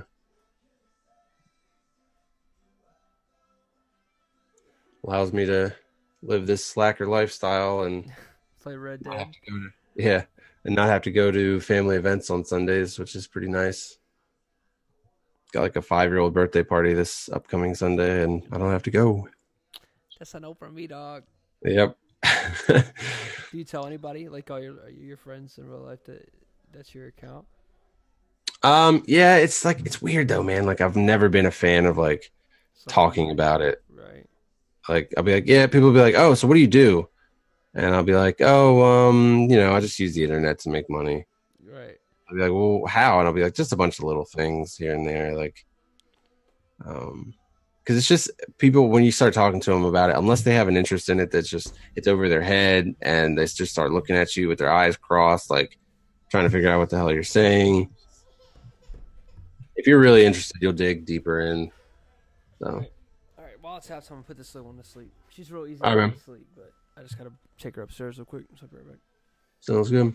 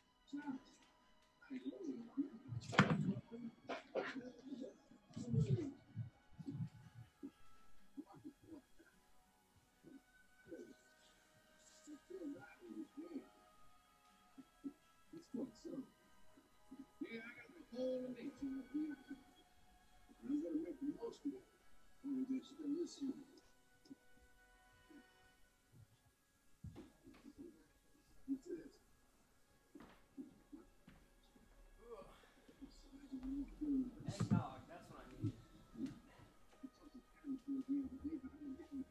To do the dishes is what I really need. What? Top 5. I cut my hand last night trying to open a beer bottle, and it's like right here.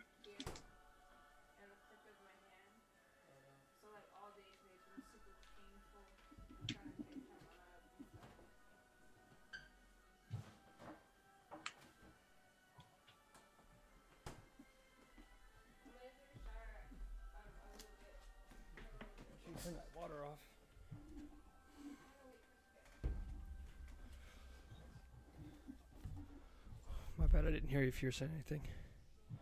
Are you good? Got some eggnog. Eggnog.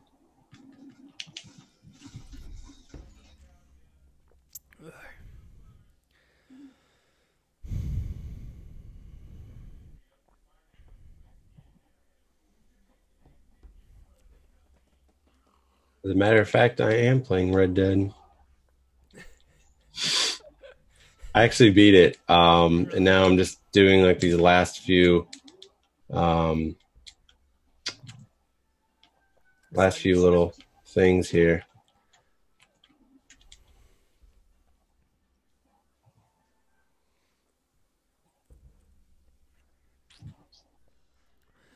I think my Madden slump is over. Oh yeah, I had a rough week. I left like all my leagues except one. damn. Yeah, I just I don't mind getting upset at the game. I gotta check myself at some point. I was getting really frustrated to the point where it was like really like I'm just being really loud, and I was just like, all right, I need to chill. So I left the other league so that way I wasn't playing as consistently. So it is what it is.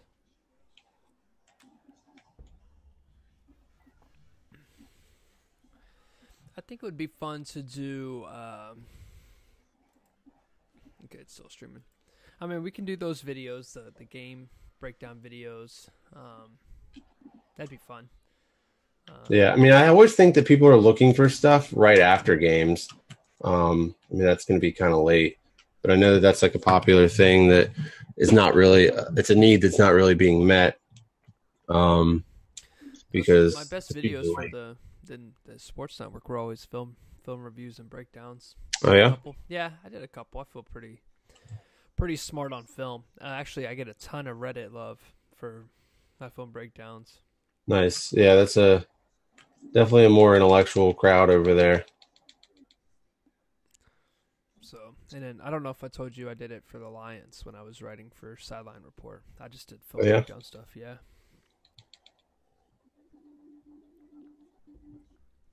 Like, so for Lions Twitter, it's like Jeff Risdon, if you've heard that name.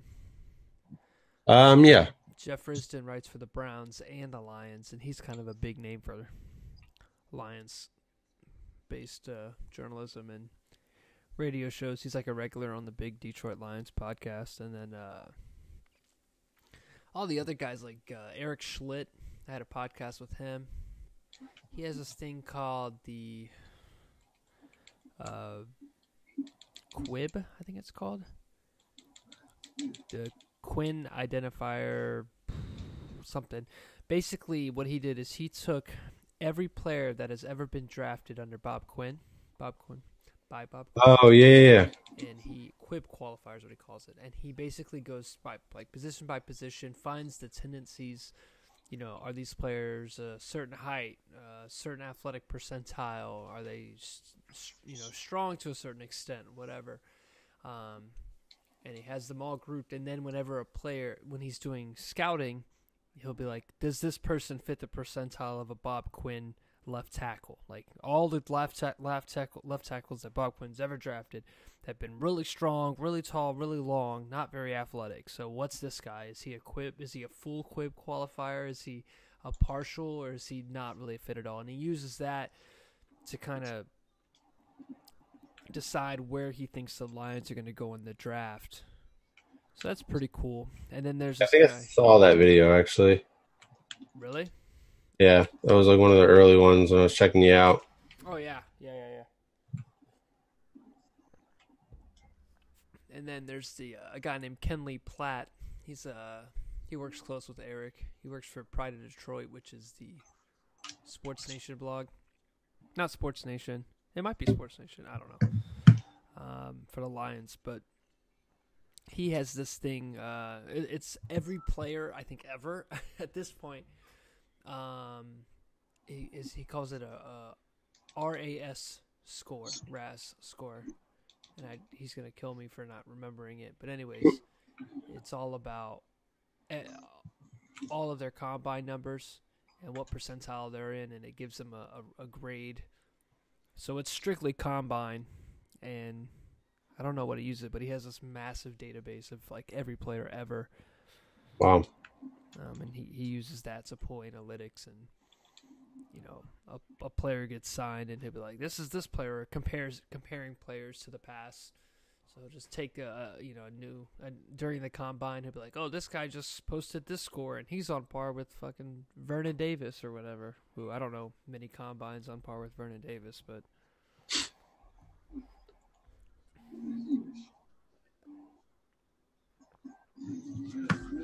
Yeah, it seemed that was pretty like in depth from what I remember. mm-hmm. But I've never been a stat guy. It's why I hate baseball. Oh yeah, I don't I like stats to an extent. I mean, I don't I'm much like, more on the eye test, but mm-hmm. Right. I just feel that. Ooh, I'm watching the touchdown throw right now. The sluggo. yeah. Straight got him. Who's 17? Alan Hearns. That's Alan Hearns. Okay. Yeah. And so I think that a move like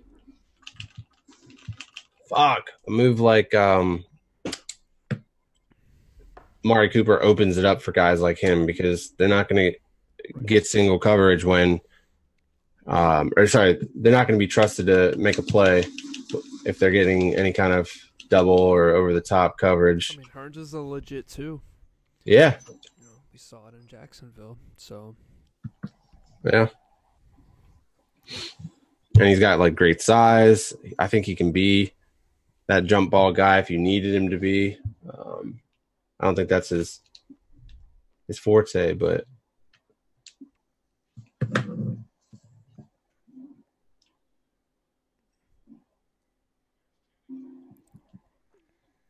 yeah.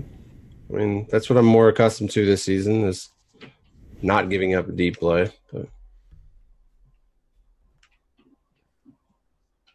you sitting at with your battery? 23%.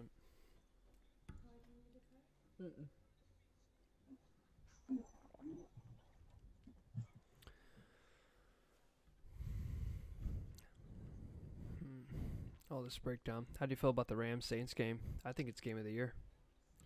It's up there. It would have been even more interesting if they had not stolen that fourth down conversion by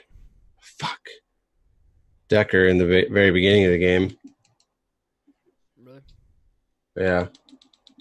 I feel like it not made the difference, but it definitely changed the game from being a back and forth to a forcing the Rams to make that comeback. Right. And it was a good one. It was a good comeback. It was a good comeback. And you kind of felt like they had it in them to do that. Right. Oh, yeah. I think Goff's composure has been really what's been exciting for Rams fans. There's just been at no point does he look overwhelmed. At no point do you look at the sideline. And once again, they've been fairly untested till now. But, I mean, they had a close game against Seattle, which they closed out extremely well. He went back and forth with Kirk in that game. And then even yesterday, the big comeback was really nice. I think obviously Todd is the centerpiece. Uh-oh, that's not who you want hurt.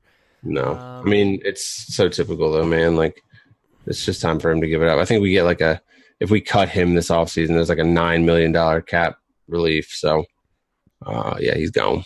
Oh, hammy. Yeah, non-contact. How come one guy get hurt so much? I said, how come one guy get hurt so much? Oh, he's just too old, worn out. Genetics, I don't know, man. It's a shame because he's such a talent, but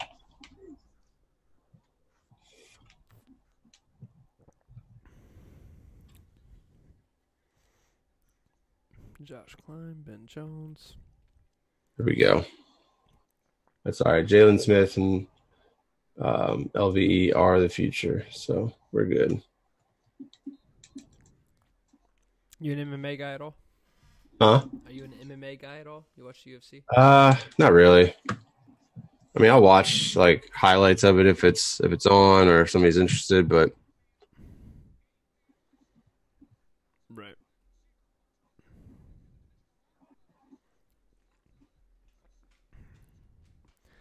My favorite up and coming fighter had a fight this weekend. He's he's Get him. Let's go, baby. That's good penetration. That's huge. That has the momentum. That just looks like he's gonna go for 20. Yeah, this guy Israel Adesanya. He's Nigerian, but he grew up in New Zealand. So it's just black guy with this Kiwi accent. Who's this? Israel Adesanya. He is a UFC fighter. He's probably my favorite guy. But he had a fight this weekend. He is he's got a real baby face. 6'4", $180.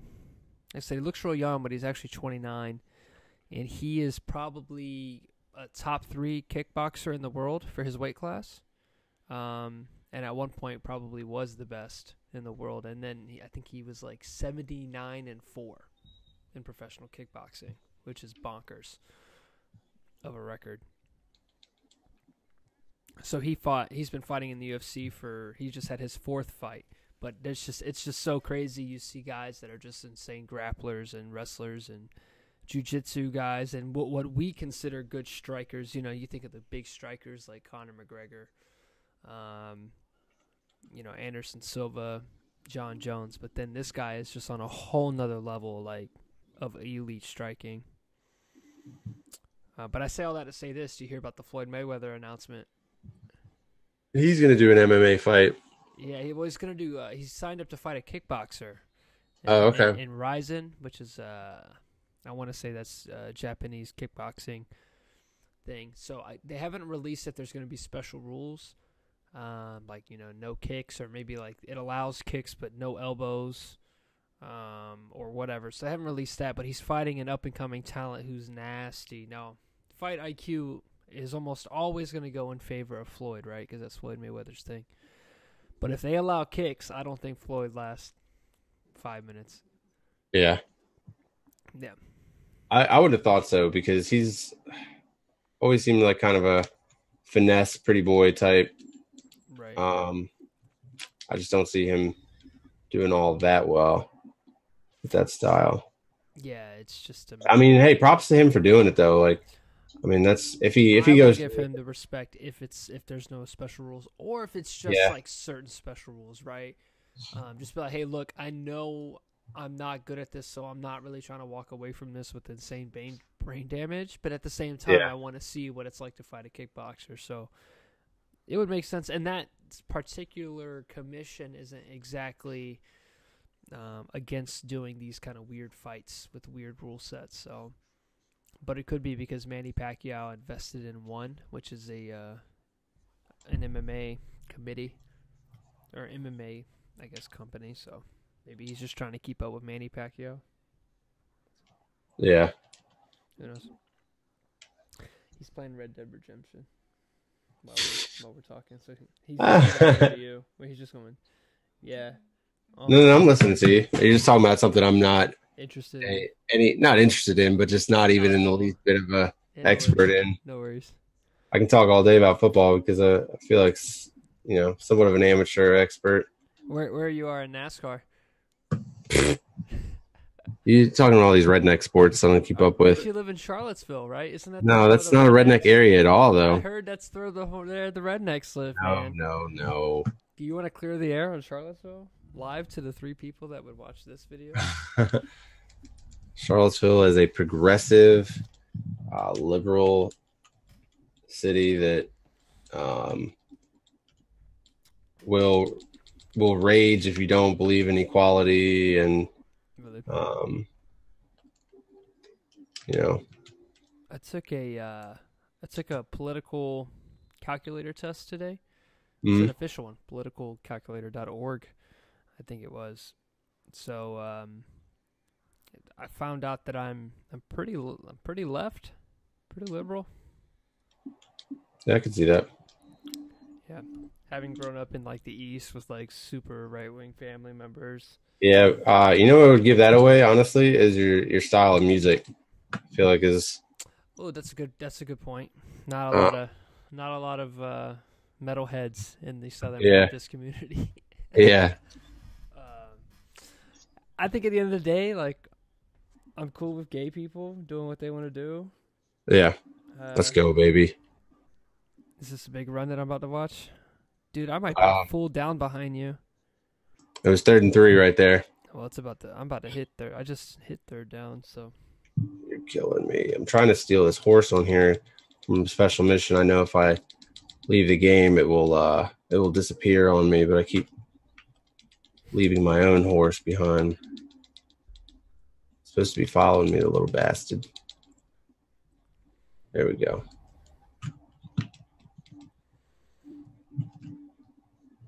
All right, let's see what happens. 33. You've, Wilson Cole, you see, you got wow. man. Nix How are the we attacking PS4 man? idea. Rub route. Yep, there you go. See, I could do live analysis. Oh, I like the explosion out of Michael Gallup. I don't really watch a lot of his tape. Yeah. No, he's nice, man. When but I got in an argument with a Cowboys beat writer before the trade where he was saying that we should definitely be going out and getting Amari Cooper. And I was like, yeah, I'm cool with that, but I'm not down for using a first round or a second round. I thought actually that we could package maybe a third and a player, something like that. I had no idea it was going to be a first. My argument was that Michael Gallup is not that far off, and we don't have to use the pick, the high quality pick, or the salary. Really, is what I wanted, is because I want to be able to keep Zeke. Otherwise, I think that was a complete waste of a draft pick when a guy like Jalen Ramsey was there, and that's who I really wanted in that draft. of course, I don't think So I was actually like, hey, let's throw a fourth, maybe even a fifth to Miami for Devontae Parker. And then he went and had that big game, and they, I think Reggie Bush scared away people from drafting running backs top 10 for the longest. I can't Yeah. think of how many running backs really went that high until Todd Gurley, right? Think about. Yeah. I mean, can you think about it? When was the last time between Reggie and Todd that a running back went top 10? That's the internet for you. Let me pull this up. what was the question again? When was the last time between Reggie Bush and Todd Gurley that a running back went top 10? Ooh, man, I think that might be it, really. All right, when did Reggie Bush get drafted? 2005? Yes. Or 6. Did he go 6th? Is that what you said? Who, Reggie Bush? No, he went 2nd, right? Yeah, I think so. Well, it was a 2006 draft, and Reggie Bush went 2nd. Okay. There was no other running backs in the first round. Okay.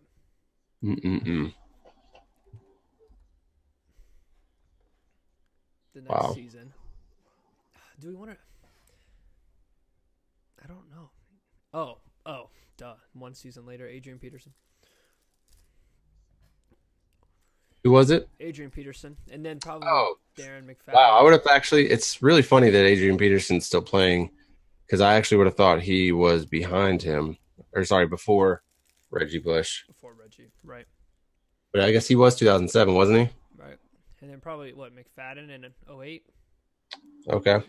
at 4. Yep. Wow. So much for my prediction. What was the penalty?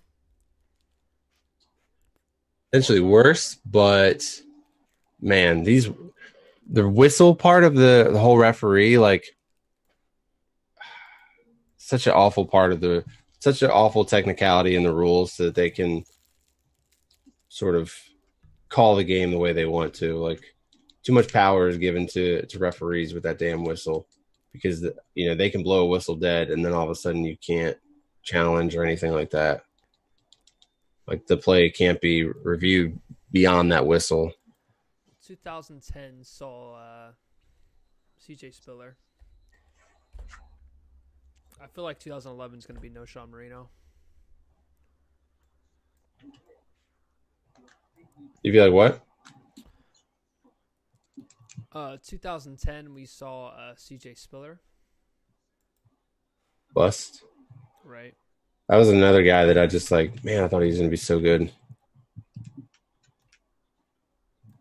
It just was not did not translate. Similar sort of play style that, can't run inside type of guy. Right.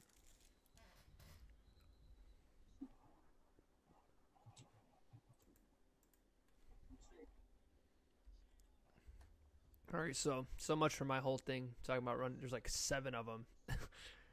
It's all good. I mean, I actually was thinking that there was none, so I'm right there with you. 2011, but that was a stacked draft class. I mean Cam Newton, right? At this point, Cam Newton counts as a running back. Dude, he is having an insane. He's gonna win MVP. I just need him to think so? out. Well, I Nah, mean, I gotta stick to my guns, right? Yeah. I don't think Mahomes. I don't know if the Chiefs is gonna have the record at the end of it when it's all said and done, man. It's for him to be that guy. I don't think we see Tom unless they have a major turnaround. Wait. You don't think the Chiefs will have the record? I know they're at 1 loss. I know this, but I also don't think in the back half that's gonna be enough. Fun fact, though, I did point out on the podcast that they were dead last in defense, but they're like first in the NFL in third down defense. So maybe it's just a yardage that they're giving up at an insane rate, but they're locking it up when they need to. Let's see. Trent Richardson, 3rd overall. Jesus Christ. Yeah, I think Todd. Well, it doesn't seem to have the greatest of outcomes. Doesn't seem to pay off as much as you might think it would. Just watching this draft class is giving me Lions a headache for the Lions. Odell Beckham was on the board. We went Eric Ebron. What's that? I said Odell Beckham was on the board. We went Eric Ebron. Players we could have drafted. You ready for this one? Have you ever seen this one for Detroit? Yeah, I have. It's pretty bad. Odell, Donald, Shazier, Mosley, Brandon Cooks, Zach Martin. Oh, you got to wrap that up, man. Jeez. D-Law went in that draft.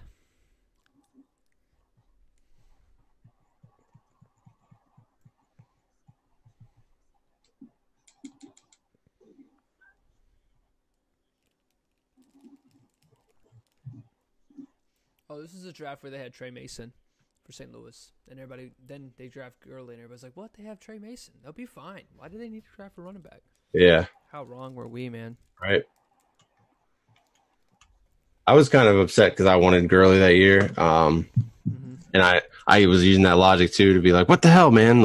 But I mean, it's pretty clear who the better prospect was. Wow. I just saw the Deion Lewis run. Yeah. His start and stop is insane. Yeah. It's pretty solid.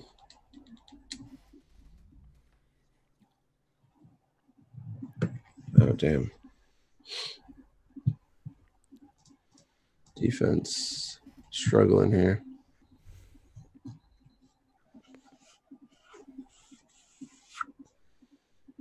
There we go.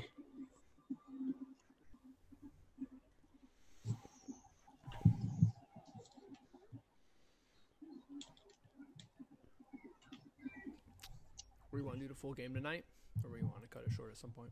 It's whatever you're up to. I might cut it a little bit, and the reason. Yeah, I was gonna say this is. I think we probably got the information that we need now to move forward. Right. I think just labbing. I don't think this is a bad idea to do. I think finding a way to get the clock running. Maybe I can get it to. Maybe I can set a timer that I can start and stop, and we don't really need to be super accurate. Just make sure I'm on top of it a little bit. Yeah. You know, if I'm watching the game. But I just know if I get on a tangent and start talking, maybe if I can find a way to screen grab just that part of the screen, we won't really get in trouble. Especially since it's from a stream. It's not like... Yeah, no. I think especially if they use the bottom bar one like this, it's usually like, that would actually be really easy to clip. Right. It's just, like I said, and just one more thing using up resources. As long as it'll allow it. And then finding resources, right? Maybe. Yeah. I know I want to use this to program music. I mean, that's what Macs are for. Mm-hmm. But I could easily go save up money and build my own computer or get one. Yeah. Fuck. about to outsource to Fiverr and give people IT classes. Oh yeah, for $30 for 2 hours. damn.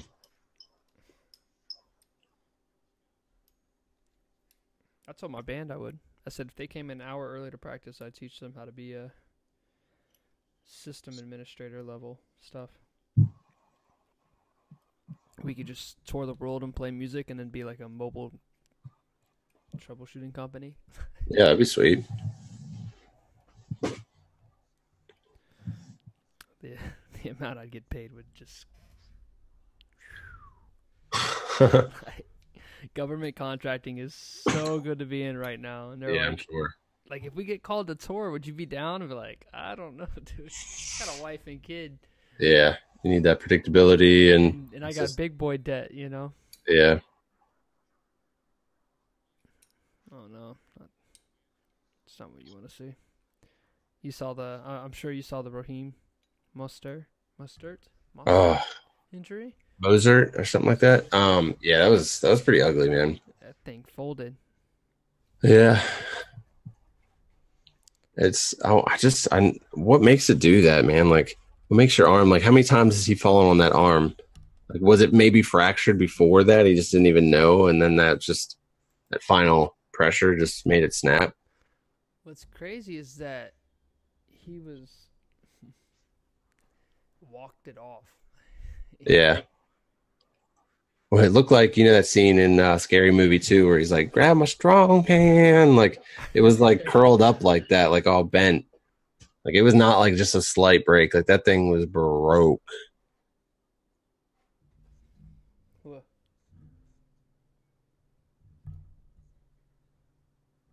I just showed my wife his arm.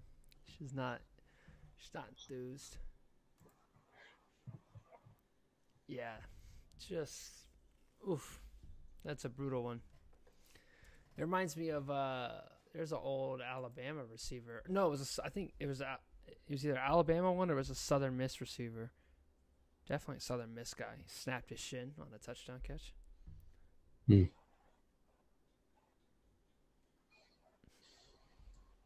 All right. Top 3 injuries you've ever seen. Any sport. Oh, man. What was that dude for LSU? LSU dude got anything? Basketball. No, Louisville. Sorry, not LSU. Yeah, Louisville. Kevin something for sure. Definitely up there just because of the exposed bone on TV. Yeah, and then another basketball one was dude Hayward for the Celtics last year, first game of the year. The ankle. Yeah, those were both pretty ugly. The Louisville one, just because, like, I mean, that was just straight up, like, fibula sticking out of his leg. Yeah. And just everybody moving, like. Yeah, and that was pretty early in the whole social media days. Like, for that to have gone is, wow, fuck. Right. And then the Paul George one happening, like, the next summer. Yeah. Wow. Willis McGahee for a throwback for you. I watched that one live against Ohio Yeah. State. I think that was more so that was like the first really bad injury like that I saw. Yeah. Or like she just stepped on the guitar. The Marcus Lattimore femur break. Yeah, those are all pretty crucial, detrimental. I mean, ruining like really bright future. Lattimore, I mean, if people don't remember, dude, him and Alshon Jeffrey, I thought were about to just be the next things. Like, it was a problem. Yeah. I saw so many fits for us Georgia fans. Damn. Tennessee scores again. Jonnu Smith. I mean, that was a great read. Held on to that for every second he possibly could. Chris Collins say the RPOs. Yeah, right. We talked about that shuffle pass earlier.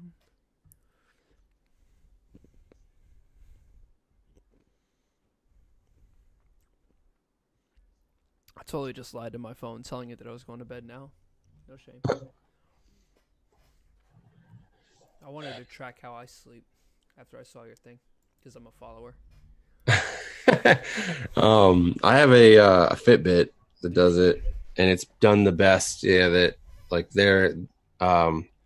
sort of little app operating system has just been the cleanest that I've experienced thus far. I used to have one where I just used an app on my phone and I like set it next to my bed, or they prefer on your bed. But that you have to like remember to set it. With the Fitbit, it like tracks your heart rate, and so when your heart rate like adjusts for sleep, it's like, oh, okay, you're sleeping now, so it clicks on automatically. Mm-hmm. So I talked to Nico, and I know we're kind of trying to branch this into doing kind of our own thing. I don't want to be too attached to Mikasa Sukasa. I mean, I'd love to be, if that's the direction we want to go. But if we find something better, I'm not against branching. But anyways, like I told you before, they have a Roku channel, and he was looking for content to put on the Roku channel. So I guess have that brainstorm. I know we're real in the infancy of this and labbing different ideas and stuff. And then I can reach out to him and be like, hey, man, what kind of funding resources? You know what I'm saying? Like if I say, hey, man, we're lacking this thing or that thing or whatever, maybe there's, I don't know, but, maybe there's something he can come up with and help out, whether it just be a discount or sponsorships or something. Because I know he's got a lot in the works, and I know he wants to come on and maybe he can do a podcast with us. I mean, he's a sports guy himself, maybe more NBA than NFL, but he's pretty up to date. Every once in a while, he'll just need like a name. Just be like, what was that guy's name? Da, da, da, da. And then he's fine normally. Except for one time, I think me and him were talking. He was just like so way off on the analysis. Like whenever I was talking about Khalil Mack, and then I started talking about the Packers.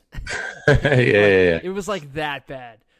Maybe even worse. And I had to like, It happens. I had to like kind of word wizard my way into like letting him know like, hey, that's not the right take. Saying it, Chief. Is that how the meme goes, babe? I should walk away. I try and stay hip. Just an old man.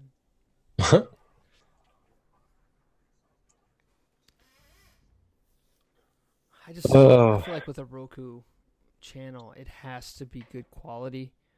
Yeah. Oh, totally. Somebody's watching it on a very large screen. Right. Yeah, they're the only independent news network on there.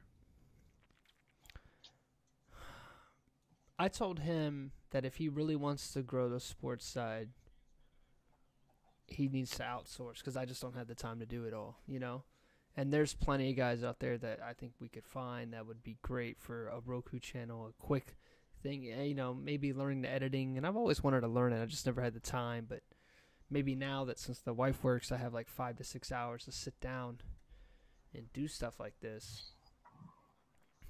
I could try it out, but I just don't know what I would need. I'm not dressing up in a suit for a Roku sports video. I think that those times are behind us. There's about a 0% chance that happens. Yeah. But I do like the podcast. I do like talking. I do like film breakdown videos. I think that would be really fun. And maybe we just talk, maybe pick out a play or a drive or something that we want to talk about. I mean, you're watching pretty much every game, so I'm sure something's going to come to mind. Yeah. And then normally one of the big things I've been wanting to do, man, is like a true comparison video. Like a couple of true comparisons. Like, first people that come to mind are Cooper Kupp and Adam Thielen. Like, I don't think that those guys, comparisons to other players in the NFL, or like pro comparison, even though they're already pros, I don't think they're white guys. You know what I'm saying? But we like to think of it. People want to compare those two.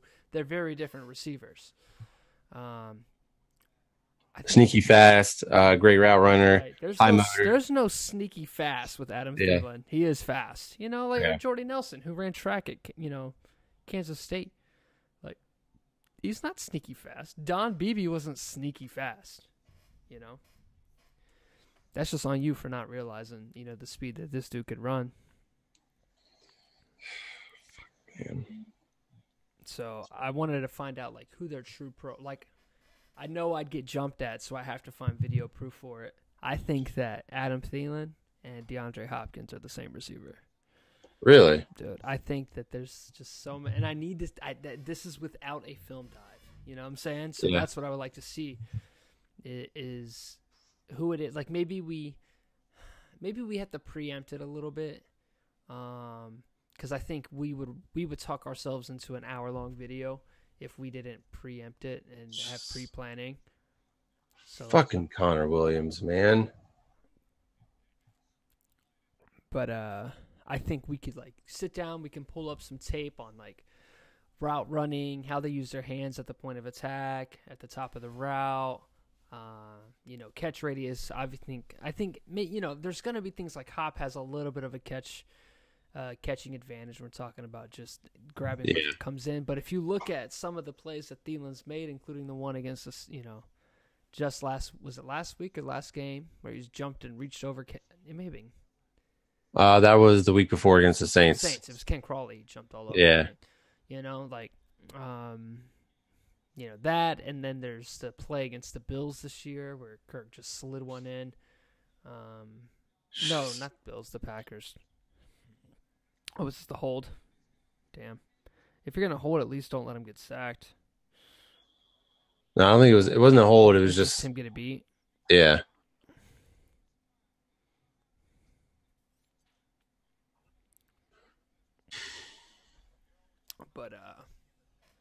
But yeah, we could sit down and look at it and break down, pull up you watch some film of one game or two games. I'll watch film of 2 games, whatever player it is, looking at route running, looking at catching, or whatever, I guess, for this specific example. And then if we determine that he is a match for DeAndre Hopkins, then great. If we determine that he's not a match for DeAndre Hopkins, then we're going to need some film of a player that is a match for him, if that makes sense. Be like, well, who is it? It's this player. Bam, bam, bam. And then like a short ending section of how he compares to that player. But the big thing being the comparison between Thielen and Hopkins, per se. Yeah, like I love comparisons. I just think that they're more popular when they're made for like incoming rookies. Right. Right. And maybe that's something we could do for incoming rookies, especially as draft season hits. Plus, there's a ton of receivers out there. Yeah. So, and we can lab it. We can see. We can do a video, see if it works. If it doesn't work, cool. We can post that. If it doesn't work or whatever, if we feel it's shitty or nobody would care for it, we can do it on the Mikasa Sukasa network. Yeah. We could do blind duo scout. So this is a thing that I did, and I'm just throwing out a bunch of different ideas. If one sticks with us, we can keep it in mind. I did this for Paxton Lynch, Jalen Smith, actually, and it's 1 or 2 more players. Anyways, this was an incoming, obviously, rookie to the NFL, a guy I had never watched before. I threw on 1 game of his tape, and I just analyzed that game. And I wrote up a scouting report. Strengths, weaknesses, pro comparison, what team I think he fits on, where he goes in the draft based on this 1 game. And the whole goal is to see how that compares to all the scouting reports that have come out about that player. Just to see, 1, how good are we analyzing 1 game of 1 player? Because sometimes it might just be a bad day. So we're like, wow, this guy can't throw a deep ball for shit. And maybe it's just like, oh, he notoriously has sorry receivers or whatever the case may be, to see how close it was. And that really hit off on the NFL draft subreddit. People wanted more, but then I think I got busy. I was in the Navy, so I didn't have like all the time in the world. So that could be one for – but these are like draft season things, which is great. Yeah. I haven't seen a video get put out like that. The draft, man, is the greatest time to make that sort of unique content because people are – it's like a drug, and they're looking for as much of it as they can consume. Right. And they have all the cut-ups. So like I said, if this were to work, right, where we could share the screen, because I remember sharing the screen, because what I used to do for my Madden League, last Madden, is if people played on Twitch, I would go grab it from Twitch and then stream it through OBS with my commentary over the Twitch. So basically just me live commentating a game. And then I would stream it. Sorry, I would stream it up to YouTube. So people would just be watching a Twitch stream of my commentary during the game. And it worked well. The quality was good for that. And then afterwards, I remember testing out YouTube videos, and the people that were watching said the quality was really good. So nice. If it was good with me and you and that with this computer, or if I go and change quality later down the road, That's something that would be really quick video wise. We can. I Yeah. mean, they already do these 7-minute cut up videos, so we can go pull those cut up videos, watch one or two, do the analysis right there, and then post it. And then at that, it's like editing in like what the real scouting report for the player is. Be like, oh, what does this guy remind me of? Oh, well, his running style is like Marshawn Lynch, whatever. And then watch somebody be like, oh, Marshawn. And it's like, oh, great. But I guess it'd have to be like you'd have to trust that we didn't look up their scouting report. But Yeah. who knows? It'd have to be one of those like rising guys that came out of nowhere. You know, like Carson Wentz. Like nobody really watched Carson Wentz. Yeah. You know, just like, let's see what this guy's really about. Yeah. Work for a guy like Bryce Love. Well, I don't know how much Bryce Love you watch. You stay up late to watch Stanford. Not a lot. I mean, I think I watched more of him last year. Should they come out? I mean, he's probably going to be a high pick. Yeah, but with running backs, it just never makes sense to go back. If you had a decent, even if you're projected to be like a 3rd round running back coming out of the season, like you can grow that. Problem is, a lot of those guys come out and then they suck in the offseason in the draft process, and then they just go undrafted or whatever. Right. I wish the NFL would adopt the new rule for college that they get to go back if they don't get drafted now.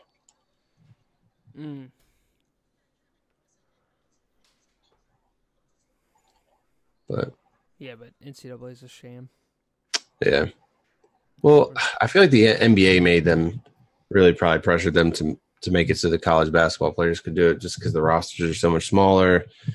There's only 2 rounds. Right. Like a lot of times just too many people will come out and there's just not enough draft picks to go around to really make the moves. But right. And since you can go into the G League anyways out of high school, right? Versus I don't know. Can you? No idea. It just doesn't make sense for folks.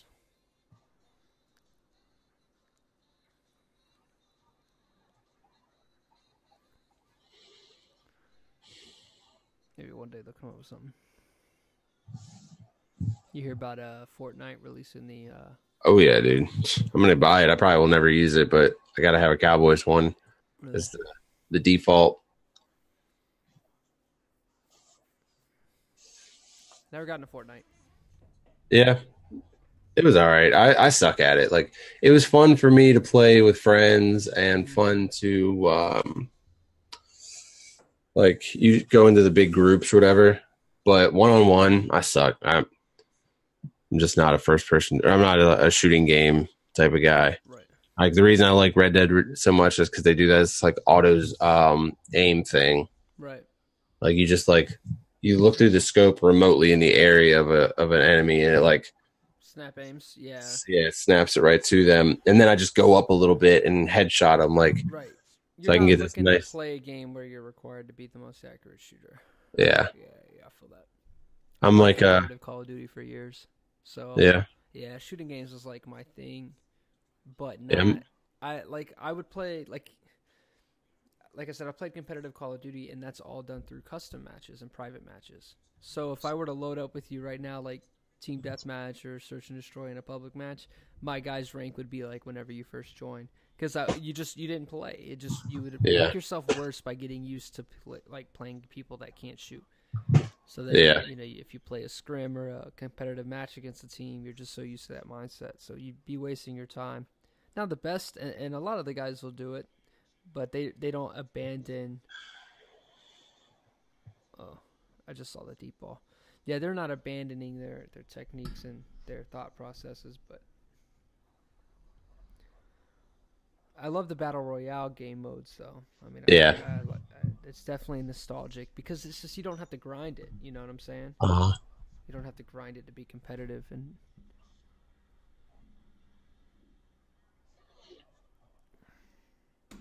so, what's the story of Xavier Woods? Is he any good? He's okay. Is that the final verdict? I heard a lot of people hyping him up a little bit. Yeah, I mean, he's decent. He's versatile. I don't think he's ever going to be more than just a guy. Like, he's never going to be a huge impact player. it could be. I'd love to see this defense with Rod Marinelli no longer as the defensive coordinator. I'd love to see this guy Richard take over. I'm worried about if we gut the coaching staff, if he'll go somewhere else.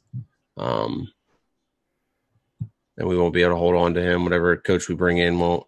Wow, really? This soft-ass fucking league. What would you want? I mean, who would you want as a head coach? I mean, give me a college guy, man. It's the game's going that way. Let's go ahead and shift that way. Give me Lincoln Riley any day.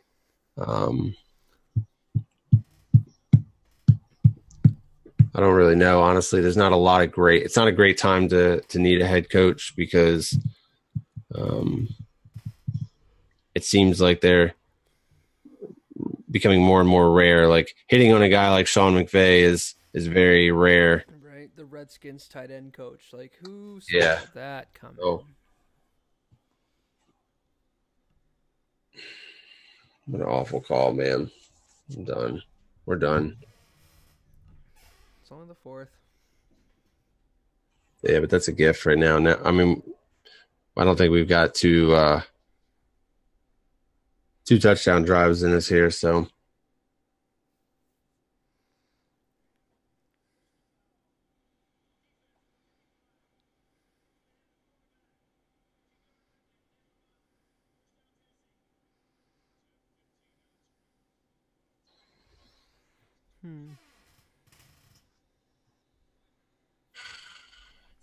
Hey, man. Pull a stream up. Maybe I can get it to go faster.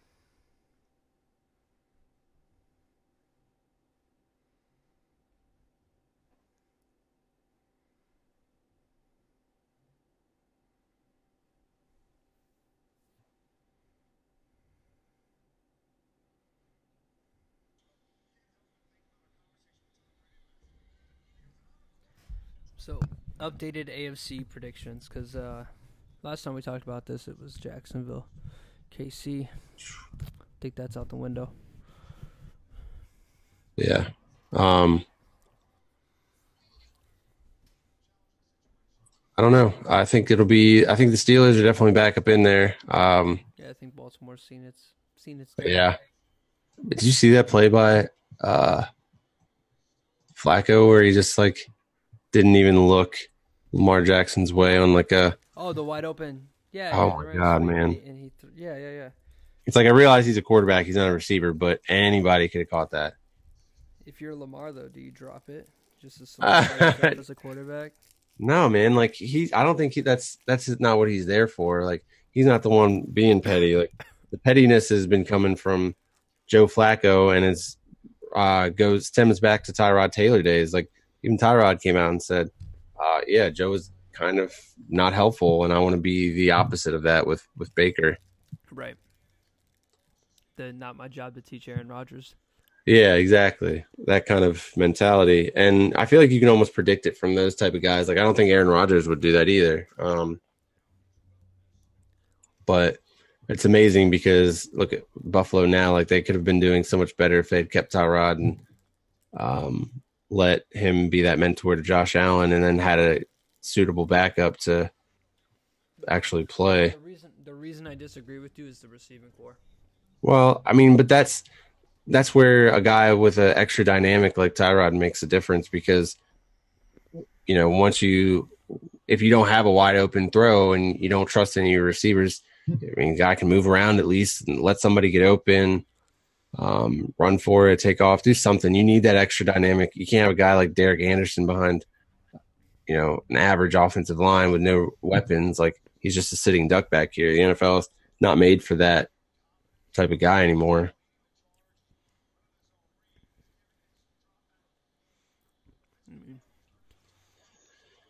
Shitty being hurt for the beginning of the year definitely plays a little bit of a role, and I don't Yeah. think Wow. I disagree with you that Tyrod Taylor is better for this team than anybody else on the roster. Yeah. I hate to be the guy to bring it up, but Colin Kaepernick's available. Tell me about it, man. Like, he had Corey Davis wide open. yeah.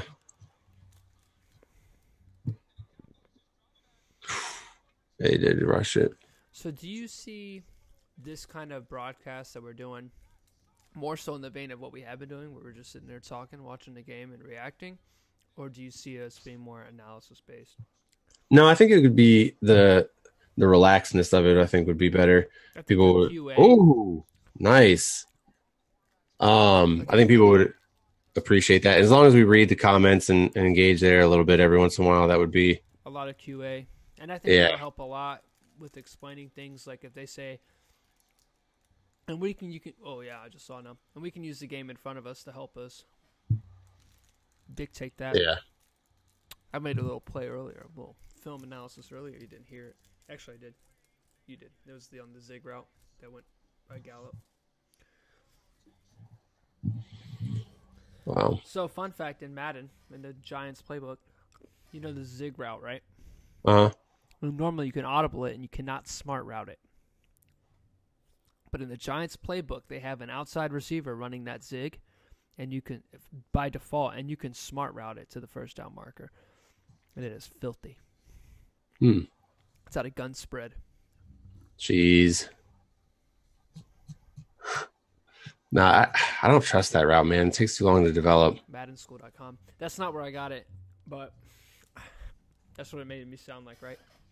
Yeah. Giants split, gun bunch. Right. Yeah. When you've got to have, I always hate those. Those people are like, oh, this so and so is on YouTube looking. It's like, if you see me doing the same thing, like all like 5 or whatever adjustments, this like each time in the same play, then yes, I saw that somewhere. But I'm just too lazy of a play caller and I think that a lot of the plays with 1 or 2 tweaks, I can make a play happen. I don't need to, try and take advantage of the CPU for these different changes. And I don't know. That's just never been my style. My go-to plays I have to get rid of because I over-rely on them. And I make bad decisions based on them. So, like, single back trio. I have Taylor Gabriel in the slot. So it's just a 3 wide receiver set. It's trips to the right with the tight end over there. It's play action verticals.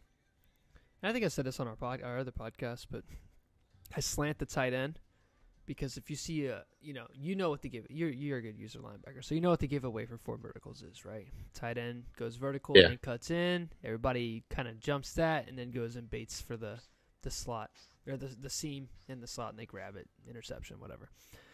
But here with the play action, single back and the slant by the tight end normally brings the user up because they're not playing. And if they're playing too high, if it's cover 2, that seam is wide open. And with Gabriel, it's almost a touchdown every time. Yeah.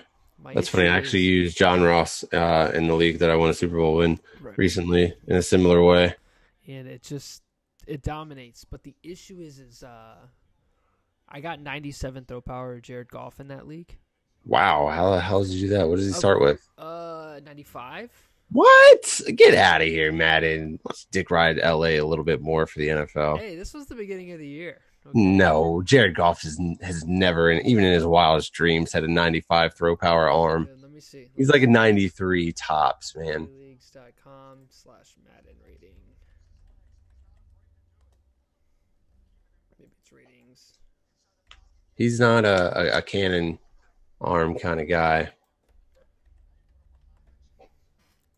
He's got a pretty deep ball. He can throw it. He can chuck it.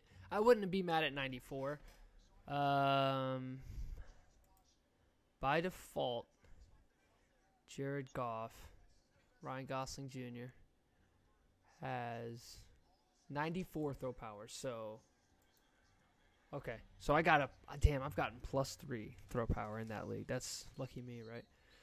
Yeah. Anyways, I can launch it, and I wait now. I wait, and for some reason, me waiting to throw that deep ball is allowing those deep blue safeties to come back. Because what happened is people started they'll either put their middle linebacker in a deep blue, or they'll man up that receiver.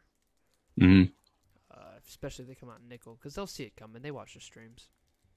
But I still trust Taylor Gabriel to beat you, so I just wait. But me waiting a little bit, knowing that Jared can throw it, it's allowing the safeties to recover. And now I'm not taking advantage of them running too high on first down because that means I need to be – I just saw the sack. That means I need to be running the ball, against too high on early downs. And I start relying on that against bad players. Not making the right read.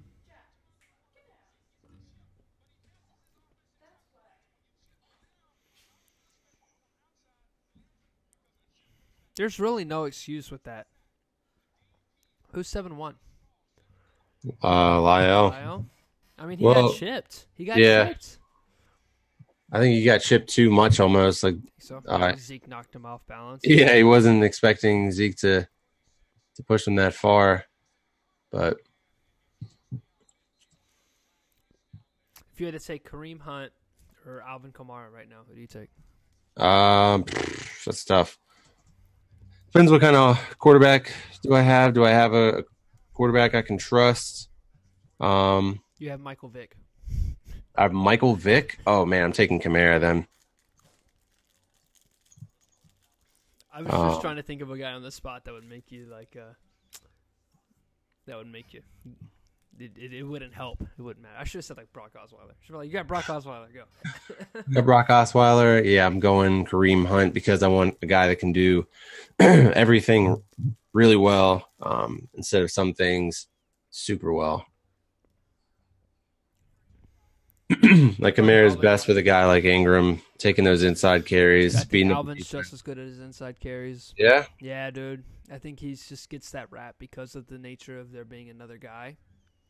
Yeah, maybe. I think that it's real underrated. I just don't want to put – he's not that big. I don't want to put him – I think for any one game he can do anything you want. And I think he's just more explosive in general. But I don't want him carrying the ball 20-plus times a game. But he's down to catch it 14 times a game. Yeah, because he's good in space. Did you see that touchdown, man, where it looked like two guys were going to get him? There's no way he's getting past that. And he does a little stutter step. And he's too quick twitch that they just could not make a play on him. And he just slid right past them. His running style is so unique. It is. It's smooth and glides. And right. Yeah, he's impressive. I don't even know where the comparison would be. It's just its own beast, It's like Lev doing his thing, and it is. He does kind of look like him because he's like longer and lankier a little bit. Compact. His running style is very compact. It's not a lot of arm swinging. It's just a lot of upper body's really stiff, and it's just like in and out, in and out. It's just insane running back. What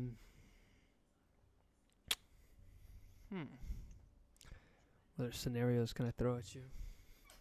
Random person, I guess Titans are playing, so maybe this is why. Do you remember the old Titans running back after Eddie George? I think his name was like Chris something.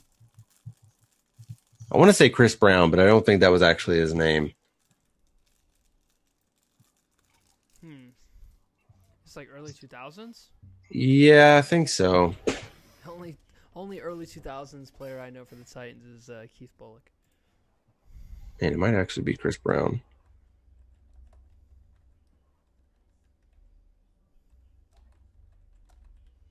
Where's Chris Johnson's the only thing coming up. Right. Yeah, it was. It was Chris Brown, number 29. Man, he was such a weird running back because he was like, he would get 2 yards, 1 yard, 1 yard, 2 yards, 50 yards. Like, he was like an all or nothing guy. It was really, really weird. I don't know why he just popped into my head all of a sudden. I feel like he's a little bit, I don't want to say like Kamara, but he was just an interesting player. Who was the most random player that was your favorite player growing up? Like a player that in the NFL, like obviously there's like the stars. Yeah, might not have been the best player, but that was like your guy for no reason at all, other than the fact that he was your guy. Like you just enjoyed watching him. Yeah. That's a good one.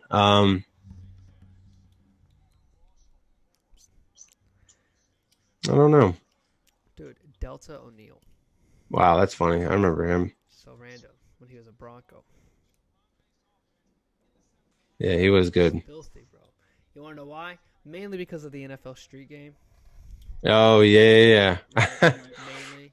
Yeah. Playing for like guys like Fred Smoot. Jesus, we're getting chewed up by this fucking screen. Are you kidding me? This is game over. Oh, maybe not. Flag.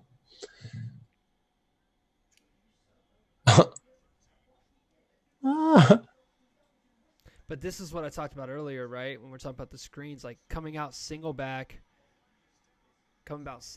play action to that running back, and then release on the screen. Like it gets people so much, but we don't do that. We come out and fucking shotgun with Theo Riddick, and we'll run just a normal screen, or we don't use rub routes at all. We just expect all of our players to beat man.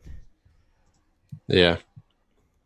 Yeah, we don't do a lot of that either. I think that I've said this before to you that it's with our coaching staff, man. I just think it's arrogance that we really think that we're just that much better than the opposition, and that we can come out and be very vanilla and still perform well. It just sounds like the same like it'd be just the same guy yelling in the locker room. You just gotta be better than the other team. Do you want more?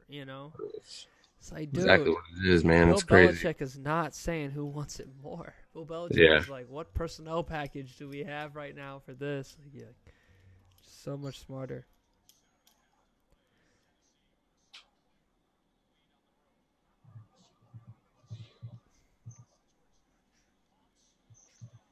Oof, that's a big sack. Yeah. Been all over him tonight.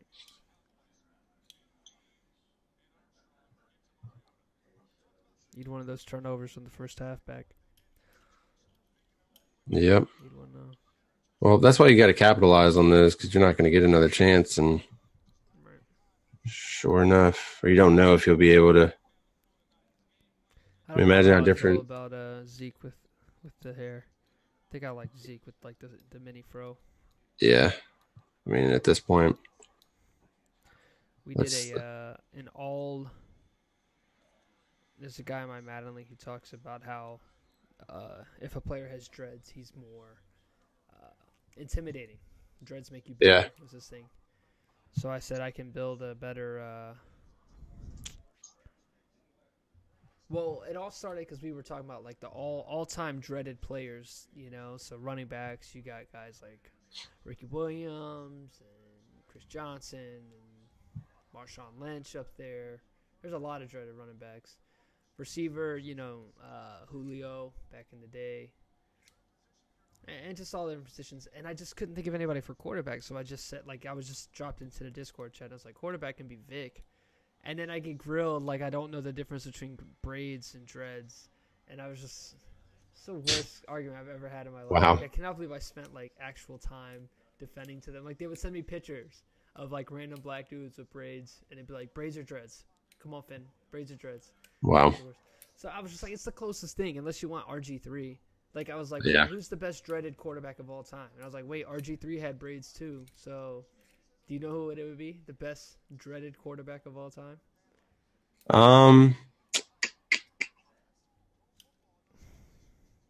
For the NFL? Yeah. He would be the best quarterback with dreads. I mean, I'll give you a hint. The guy did not play quarterback in the NFL. I know that kind of defeats the purpose, but if that's the thing, there's no dreadheads. Well, I was going to say, then it's because it's going to be one of those sort of scrambly guys, mobile quarterbacks that makes the transition to wide receiver. Oh man, I still don't know. Or offensive weapon. That should be really for you. I don't know. That'd be Shoelaces from Michigan. Oh, Denard Robinson. Yeah. I was like, really, you want to go Denard Robinson? And I was like, I can build an all-braided team that's better than your team. Well, Vic had braids for a little while there. Well, that's what I was saying is, they were making fun of me for saying braids. So I was like, I can build a team full of braids, and they will be better than your Denard Robinson-led dreadhead team. I was like, you going to throw the ball? You're not throwing the ball with Denard Robinson. It doesn't matter that you have Julio. Yeah. And then I tried to build that team. Fun fact, it is hard to build a team of only braided players. And then with only what? Players that had braids. Yeah. I think I Um. was like Googling like Ray Lewis braids, like trying to find pictures. Wow. Warren Sapp. Where's that? He had him. I think when he first came out of Miami. Right. I wonder if like maybe Um. Sean Taylor had braids, like at one point in his career.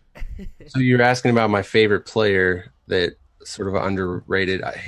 This guy was technically probably the best at his position at one point. Just came to my mind a minute ago when we were talking. I don't know why, because he never had braids or dreads. Arian Foster was my favorite running back probably for quite a while. Really? Yeah, I just liked everything about him. I thought the way that he ran was like sort of the prototypical style that I would want in a running back. Tennessee shits out a running back every once in a while. Yeah. That's why I was really excited about John Kelly, even though he's like third on the depth chart, real buried behind Gurley, but he is a monster. I'm trying to convince Guru to up his speed a little bit because it's 85 in Madden, but he has over 85 of juke, stiff arm, truck, and spin. And I'm like, dude, just give him 87 speed and he's usable, bro. Wow. Guru wasn't buying it. We really can't defend a mobile quarterback, man. It's done. 3rd and 1. Did they go read option again? I won't spoil it for you. Did we draw? Oh, wow.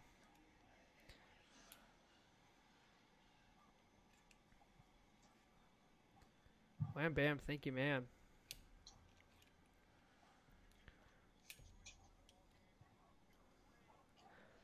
I think the South is wide open for the AFC. Really? Dude, how do you win 6 straight after coming out 0-3? I wish I could say healthy Will Fuller, but really it's just that whole team finally being in sync. Last year the case was, they were unhealthy on defense, and then obviously the quarterback got hurt. They've always been a team that was a quarterback away from being a top AFC contender. Yeah. Now they have that guy. So yeah. I think Demaryius Thomas looked really good. Meshed in well. Obviously, Hop is playing like probably the second best receiver in the NFL right now. I mean, I can't really think of anybody else, Not like he is second best, but I don't think there's many guys playing better than him. And all of them have weird cases, like Julio finally scored last week. Yeah. AB hasn't exactly murdered it. Adam Thielen's probably been the best receiver to date. And then Hop right behind him.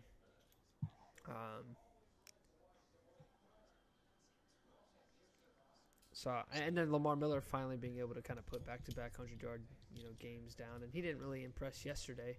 Actually, I think the backup got a little bit better yardage-wise. What's his name? Fuck. I think it starts with an F. But I think the Colts are sneaky good. Yeah.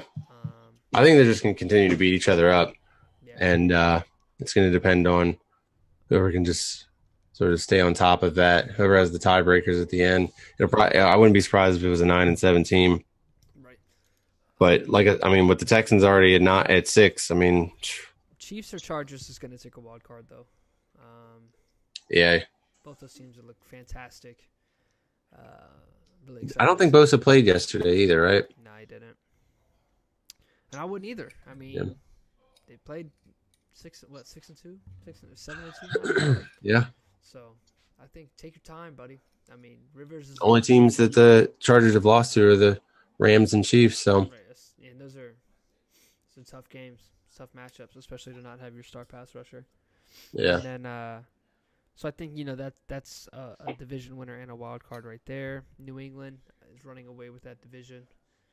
I think Pittsburgh, like you said, takes the North. And then I think the next wild card team comes from the South, man. I really think so. I really think it'll be Houston and one of Tennessee or Indianapolis if they can. Luck's been Luck's been insane. He's got 23 touchdowns in 9 games. Yeah. Luck is definitely seems like he's got a bright potential here to turn things around. He hasn't been sacked in like 4 weeks. Yeah. So, that team's showing they can run the ball, which is why they invested in linemen, 3 straight years? with Kelly and then or Costanzo, Kelly, and Nelson. What's his name? I don't know Yeah, if that Nelson. was 3 straight years. I just know that they've heavily invested within their line, Yeah, and I it's think that really paying off. Quentin Nelson is really though what Oh yeah, turned it around. He had a similar impact to Zach Martin to our offensive line. I mean, we were a decent offensive line, but they became the best once we drafted him. Martin was his Fighting Irish guy, right? Yep. Okay. So is that the He was actually a tackle though. Right, but is that the link? I've heard good things about their offensive line staff in Yeah. Notre Dame. It does seem like same places sort of seem to churn out the same positions. We talked about it the other day. DBU is definitely FSU. See, and I hear that with LSU too, and I actually think that LSU has probably been more consistent with them. But the guys they hang around in the NFL. Florida State always seems to have these guys with a huge potential, and then they flame out at the next level. There's a lot, man. I think I'd give the edge recently to FSU just because of guys like Ramsey. Not LSU, sorry, to Florida State. Because of guys like Ramsey, Darby, Joyner, guys that are playing at real high levels. LSU, I mean, obviously Pat Pete's there, Tyron Matthews there. Claiborne, you're probably a little bit biased towards Claiborne. I mean, he hasn't been all that. He's probably been one of the worst ones, which is crazy because I thought he was going to be one of the best. Like, he seemed like such a freak. Dante Jackson in Carolina has looked phenomenal. Yeah. You know, he's leading the NFL in interceptions right now. Greedy Williams obviously is one of the top corners, if not the top corner in the draft. So, yeah, it's a tough one. I actually like DeAndre Baker more than Greedy myself. I'm a Georgia fan, so I'll stay out of this argument. I'll tell you what, though. I'll tell you that that LSU defense locked up Jake Fromm. Yeah. Pretty well. They didn't really do much for Tua, but that's what I expected. Tua's an NFL quarterback right now. You think? The whole left-handed thing bothers me a little bit, and I don't know why. I'm usually not thrown by things like that, but when it requires like sort of flipping your whole playbook kind of, and I don't know. It just seems like people get like the offense needs to be more in their head to have a left-handed quarterback than a right for some reason. I mean, I'm nitpicking because I'm looking for something to. More, you know what I'm saying? So like right. If the biggest thing you can say about somebody is like, I don't like what hand they throw with, then it's like star. And that's what it is with him, is that there's got to be something like, because first of all, I want my quarterback to be ice cold in his veins, and coming in the national championship in the situation that he did. That man has got some stones on him. Like, that was one of the most impressive performances in college football I've ever seen. It really was, man. And I hate it because I freaking hate Bama. Nick Saban and Alabama and everything that they stand for. But that was so impressive. I'm holding out hope that if this thing doesn't work out with Dak, that, you know, we got one more year. It's lining up perfectly that we can go and get that man. Who are you moving to get that pick? Because you will not be bad enough. I'll give you the whole draft, baby. I'll go straight Ricky Williams on it and give you the whole draft, man. But that's why I'm saying that. But I don't think we would do that, and that's the problem. That's why I'm saying the left-handed thing. I'm not sure about that, but I would love to have him. I Did I ever tell you about my like really cool idea for saving Madden franchise mode, Superstar? I don't know. I don't think so. Anyways, point is I've been doing a lot of labbing with Madden franchise and Superstar mode, and I decided to do a Tua Tagovailoa career. So I simmed a season, imported the draft class, simmed another season, imported Tua, and he got drafted to the Cowboys. Wow. That's who I've been. That's who I've been riding with, is Tua. But I don't think it happens. I don't think you guys finish low enough. Yeah. Not in the. I bet you he goes somewhere like the Chargers or something like that. You think so? Not that they would do badly enough. I think it doesn't matter anymore these days for how you do when you need a quarterback. I think it matters just you need a quarterback when a certain guy is available that year. Yeah, Like rare situations yeah, like I just think Justin Herbert and the Giants this year won't happen every year. right, It's more like that year that everybody went up to go get golf and Wentz, that you're going to have teams doing that type of thing more often. right. I just think the teams that need a quarterback right now are not going to be the ones to get Tua because they're going to panic and address it this year. But that's why I think we're such a great candidate for it, because we've Right. got this one more season built into Dak's contract. And all those teams are going to have that quarterback after a year not looking to overreact to a bad season. And they're like, all right, well, let's just draft a piece. And how do we draft pieces for the quarterback? Oh, yeah, trading back. And then in comes Dallas. Saints are out of the picture with Teddy Bridgewater. Maybe they've got to re-sign him. The Patriots are out of the picture. I mean, if you're Teddy Bridgewater, where else would you go? What are you trying to do? You're trying to be the number one guy on a team. Well, you just got the system down after a year. Nobody's paying you after you set the bench for a year. This was a prove-it year for Teddy. So the trade, in my opinion, to play behind Drew Brees tells me that he's going to stay there, in my opinion. Because I don't think he can go get paid right now. Yeah. Because to be a Jet was the best situation, I thought, for Teddy, because there's no quarterbacks that are better than Teddy Bridgewater coming out of this draft. Don't put me on record for that. I was going to say, I don't know, man. I really like Justin Herbert. I really like before the season. Yeah, before the season. I don't know how I feel about that now. I don't know. I liked Drew Lock, but that was because I was doing more projection that he would improve. I don't know if it's been a lot of improvement or if it's been more of the same. Right. I can't wait to watch Trace McSorley in the preseason next year. With the fours. Let's just move him to wide receiver already. Dude, there's gonna be some Trace McSorley magic happening. No way. And then he'll be on a practice squad forever. He'll be the guy you bring on when you have to play Marcus Mariota on Monday night, and he can't prepare for mobile quarterbacks. See outside that one, a little backhanded. I said I was gonna get off earlier. Now we're at the 2-minute warning. Jesus. Well, my wife took a shower, and I was like, well, it's not like I'm getting off to hang out with her. She's taking a shower. So. Think it's done. Tennessee have the ball. No, you guys do. Wow. Bro, that is a loaded box. No, but why? Like, where'd you see this? This is like.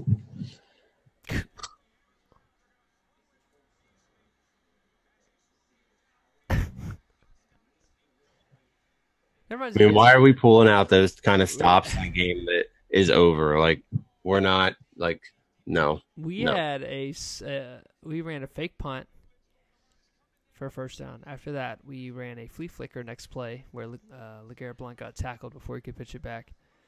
And then the next play, Stafford drops back, gets flushed out, rolls out right, and instead of sliding, throwing it away, he pitches it backwards to Kerryon Johnson, who's not like watching the ball at all.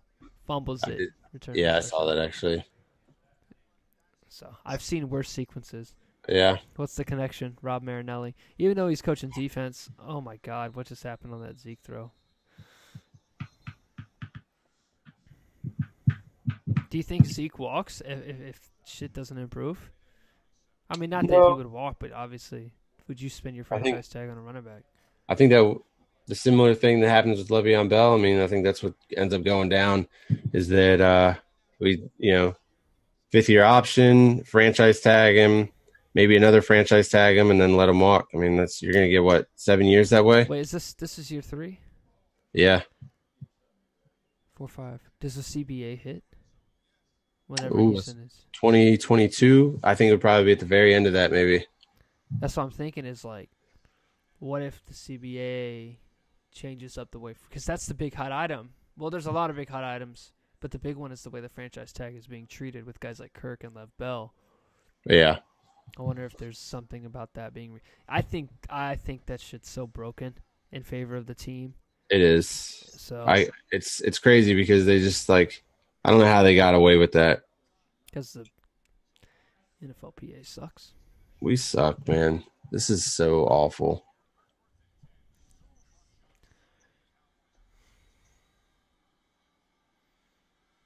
I think the Eagles win your guys' division. Yeah, definitely looks like that now. I think this is where we sign off. Yep. Check the quality. I'll peek it tomorrow. All right. I'll look into some solutions. Maybe a different application could be. Maybe OBS is just. It's been notoriously bad on my computer.